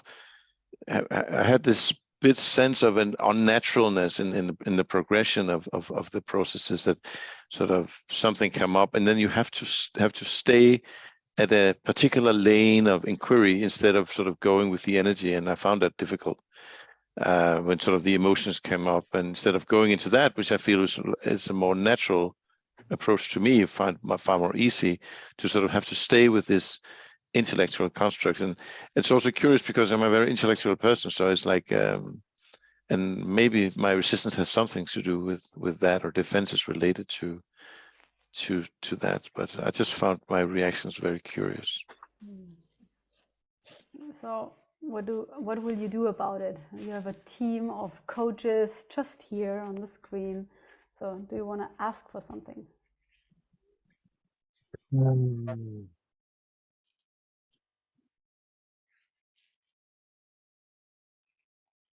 It's a yes or no question.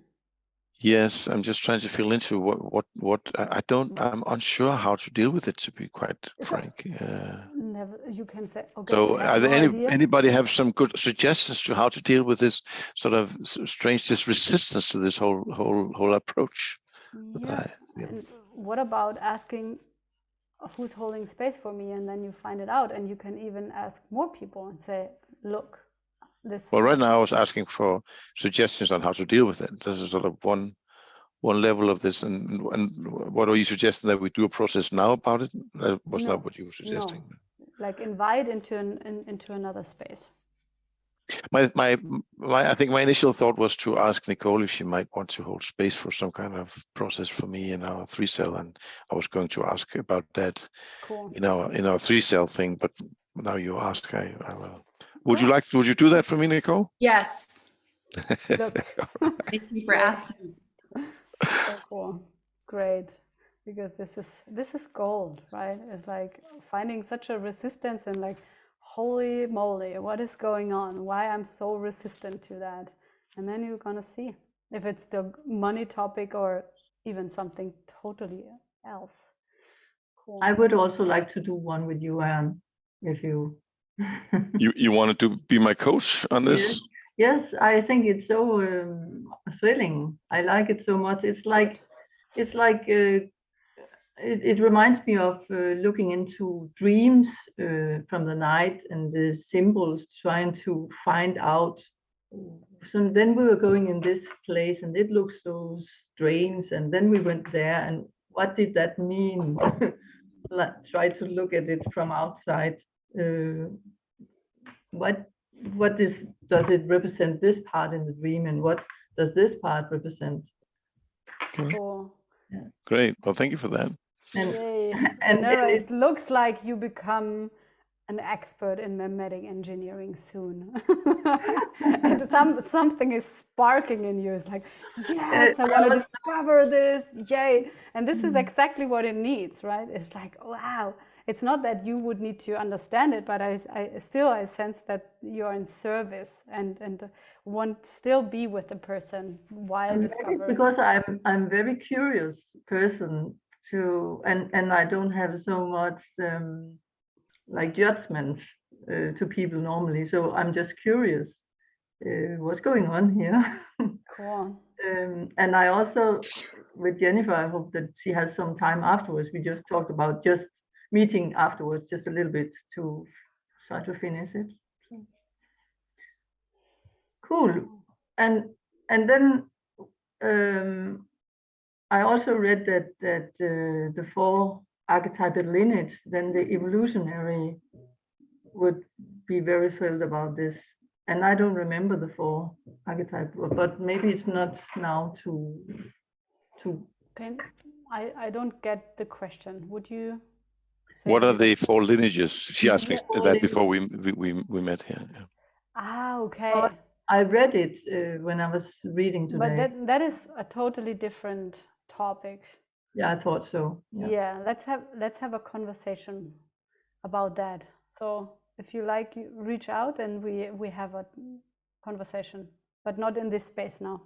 Yeah. It's like I'm so up to I love this topic or like this territory. Cool. Will you reach out to me? Yeah. Yes. Why I asked it was just because it was written in the bottom. Those who like this the most are those who have the lineage of evolutionary or something. The evolutionaries, Yeah, they yeah. are the process researchers, and or like the process guides, the witches and the healers, and yeah, these are the evolutionaries. So it could be me. I'm not sure. Yeah. I think so. This is how it sounds. Clearly. Cool. So I would like to dive with you in a very short, like let's see how much time, like each 7 minutes in pairs, a listening and a discovery space of your core survival mechanisms. Like going into breakout rooms, you're in couples, in pairs, and you as a coach, you're invited to discover the core defensive mechanisms and survival strategies of your client. This means you're identifying which box they are. So there are 18 different kind of boxes. If you don't know them yet, I'm gonna send you the link. But anyhow, like you can do this after the session. But it's about finding out what are their mechanisms, and it's also about finding the right questions for that. How do you ask so that you find the golden keys? And it's a very quick thing. It's like 7 minutes each. You switch, and it's only a kickstart. But this is exactly what you also would do with clients. You ask them specific questions so you get their box reactions, right? So that you find out their survival strategies, and from that space on, it's also part of mimetic engineering, right? From that part on, you can dive maybe in an EHP or in a mimetic construct, but finding doorways. So mapping first, where is this client? Where are the, which core survival strategies they have. I'm gonna open the space.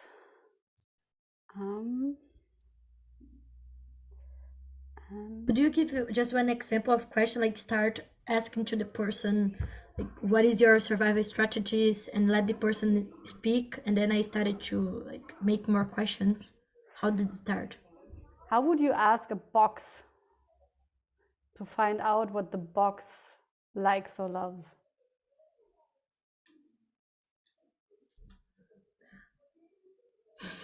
Come something about the weather. I don't know why, whatever. but Yes, like ask whatever, where you find out the resistances, like how they are coping in life. And it can super be non-linear. I'm just checking that. Okay. So you both.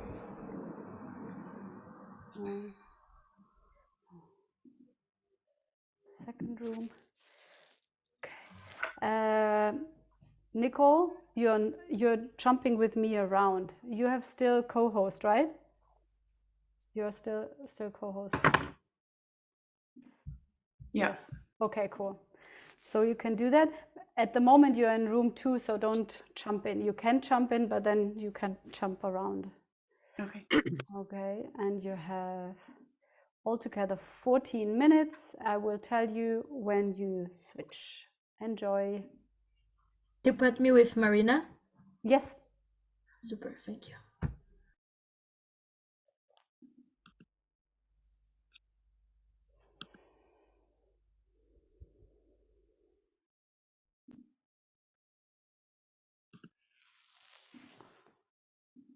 Box is made of? Sure.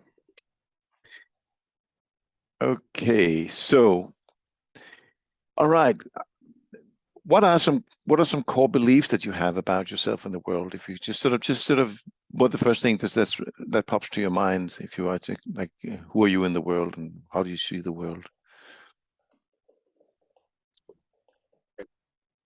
That I have to largely blend in. I can stand out a little bit, but I have to blend in. Okay. So, and what are things that you are afraid of like, are there areas of your life where you're like, oh, this I do not dare go there? Yeah, I'm afraid of being a possibility coach and being a teacher or any kind of trainer of any kind, leader. I'm afraid because I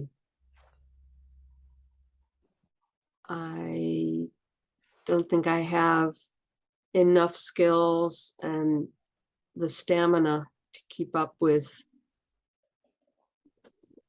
what I would expect for myself. And what are things that you find is very easy and a good that it's like natural talent where you really feel at ease and comfortable with doing some areas of your life? Managing small teams to do physical work.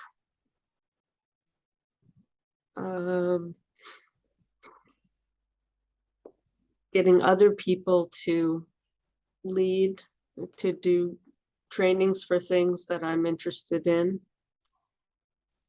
So would you say you're a practical person or a more intellectual person?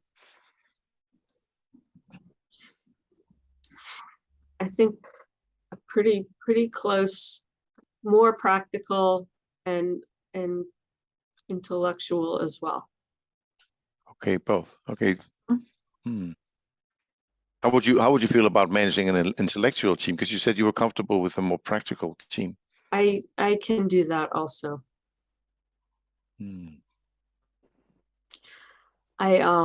Another thing that's really in my way is this sleepiness that I have, that I get, and I don't seem to be able to control getting sleepy on the other side of a computer or in situations where I'm sitting. When does that happen to you, that you get sleepy? Is that when you're bored or you're stressed, or what is it? It's rarely about being bored. It's usually about really wanting to be present. So when you really want to be present, you get tired and shuts down some. Yeah. Okay. Shut down. Yeah.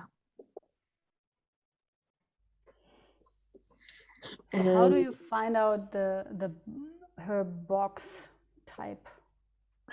Yeah, see, that's the thing when I'm not very, very clear about the different types. I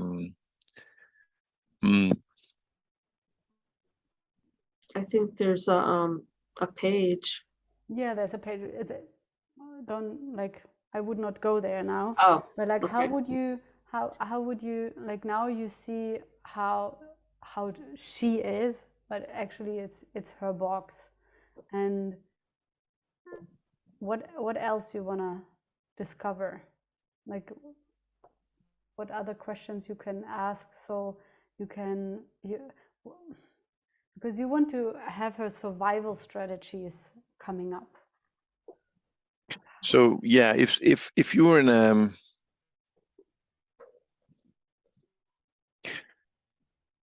When you feel in a difficult situation, would you typically be outgoing or sort of withdrawing and hiding yourself? If a difficult situation came up where it was called for that you'd either step up or get out of the way, which would you do?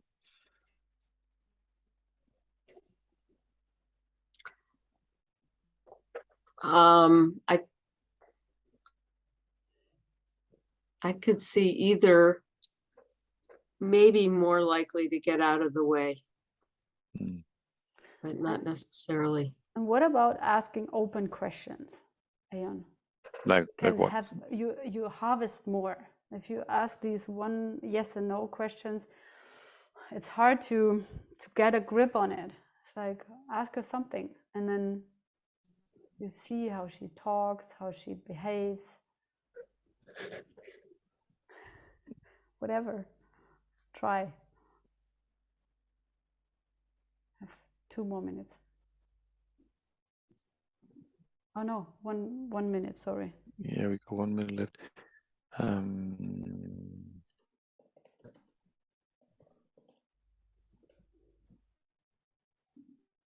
a little bit at a loss here.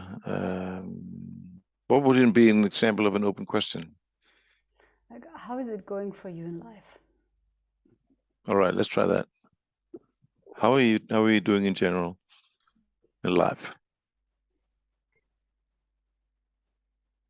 I always feel like I'm on these 2 tracks, and one is that I'm moving ahead, I'm exercising, I'm taking this training, I'm doing the work, and then in another way I'm sleeping, I'm buying things, I'm looking at YouTube, I don't know that it's balance. I mean, really the sleep is like a huge block. But then there's also things like shutting down on people and, you know, particularly wanting to make connections and then shutting down when the connections don't go the way I hoped they would. So Right, time is up. Well, yeah, at least shutting down, yeah, that was so shutting down is at least one survival strategy. That's quite clear. But the question is why. So yeah, but I think it's yes. But I think it's a challenge. It's a bit of a challenge when I don't know what I should be looking for. This is kind of so to really answer this question, you'd need to have the different boxes more clear in your mind as to what are you supposed to be looking for different traits. So yeah. I wouldn't be able to name your box. I think I just pulled up these. Yeah, but it's also not necessary now. But do you see like open questions make a different, bring you a different result? So would you shift, Leslie, like you are asking Ayan? Yeah. All right. Cool. I'm flying. Okay. Away. Have a nice flight.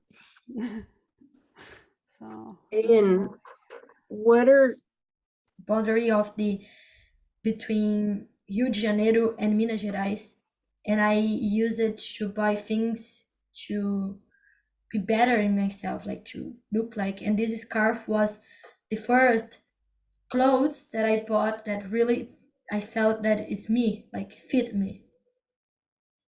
And when you wear it right now, what are you feeling like with this scarf? Right now I feel that is represent this part of my box that's comfort. I feel comfort with the scarf. You feel comfort with this scarf? Yeah, it looks like something fluffy and carrying. Even that I'm not cold, you asked if I'm cold. Like I'm not feel cold, but even that I feel this cozy feeling in my body when I wear it. So you like to protect yourself with this, like to be cozy and warm, even though you're not cold right now, but you like to wear that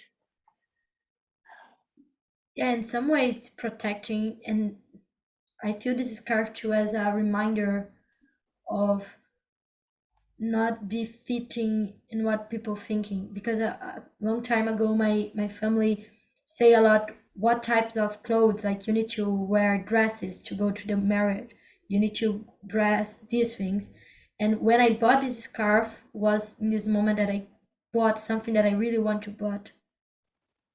This reminder that I don't need to fit. And So, Marina, you're discovering her box, right? yes,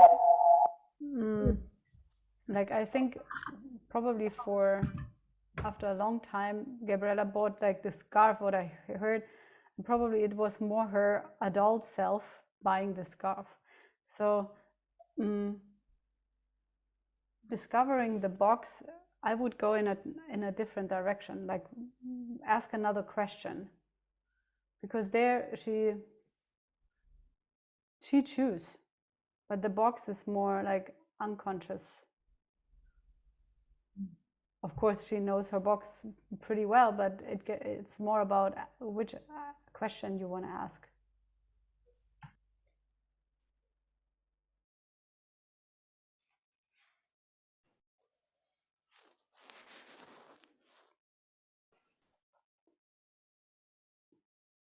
wow.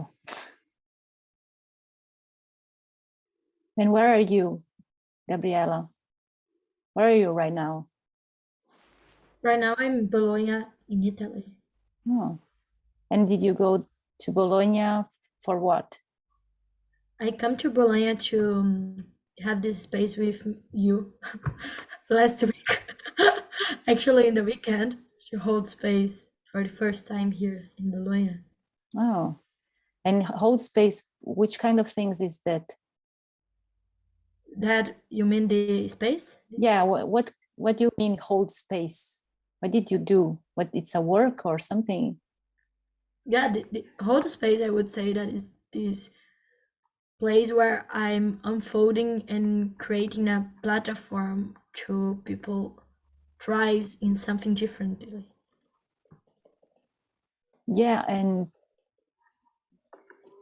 like why are you choosing that to this work in your life? Why it's important for you that doing that? The holding space? Yes, and creating this platform. Because okay. a long time, No, there's something about. how would this reveal her box? Why are you asking this? It's really a research question. It's not. Yes. Why? Because where she goes is more her being is shining when you ask this question. But do you get it? Wow. Okay, this is a being question. So put it in your on your list of. Oh, that's a good question. Like, what is turning you on? But to find the mechanisms in life. Yeah, Like for example, I want to give an example. For example, when you asked about the scarf, you could go in different direction because I said that I bought it to fit, and you could ask like, why do you need to fit? Like so. Instead, go in the flow. Because I'm talking and you are going with the flow what I'm talking. So how about you go in the different flow, like beyond orthogonal? You know what is mean be orthogonal? So, yeah. What question you made about this thing about holding space that you made now? You have 15 seconds. Yeah. But it's a really go with the question, like, and because it's about turning around and looking in a different corner. Yeah, I want to finish the sentence, Marina. It's really looking into a different corner, right? And your question brought you totally into another space of the being. Cool. So we have 3 minutes. I just want to have one or two flashlights, like what worked, what did not work, how confusing was it? Yeah, Well, I wanna ask to practice with someone here. Someone who wants to practice with me. This I didn't get, was too hard for me to see this box. Yeah, the box, how this works. I was always waiting to the being. I was more interested in that. Who wants to practice with me? Cool. Okay, I will. I want to text. practice too. Yeah, I can also.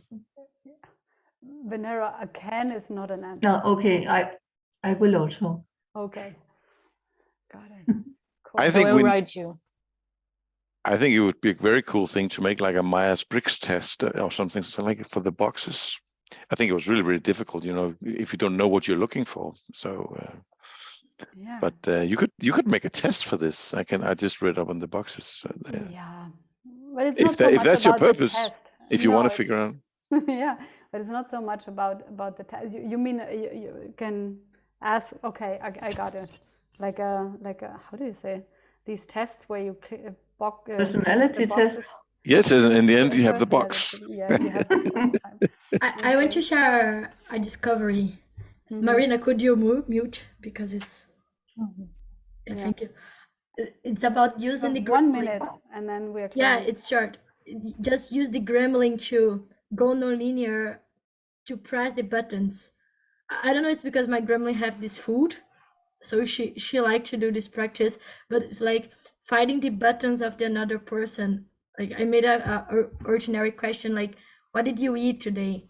And when the person start, I let my gremlin trying to find the buttons, and I start to push the buttons, and the person is like, no, but I don't think that, and like go with the invoke your gremlin to go be with you when you are doing it, because your gremlin have the scanner to see the box and the gremlin, the another person. Cool. That would be an amazing work talk. How to become a box scanner or something. Yeah, cool. Thank you for this experiment and failing graciously forward and having no idea how it works and do it anyway. And see you next week. I will also send you some links also from the 18 boxes. I want to give you put you if you don't have it yet. And yeah, we see each other next week again. Thank you for this ride. Yes, thank you. Yes. Thank you. Bye. Bye. Bye. Bye. Bye.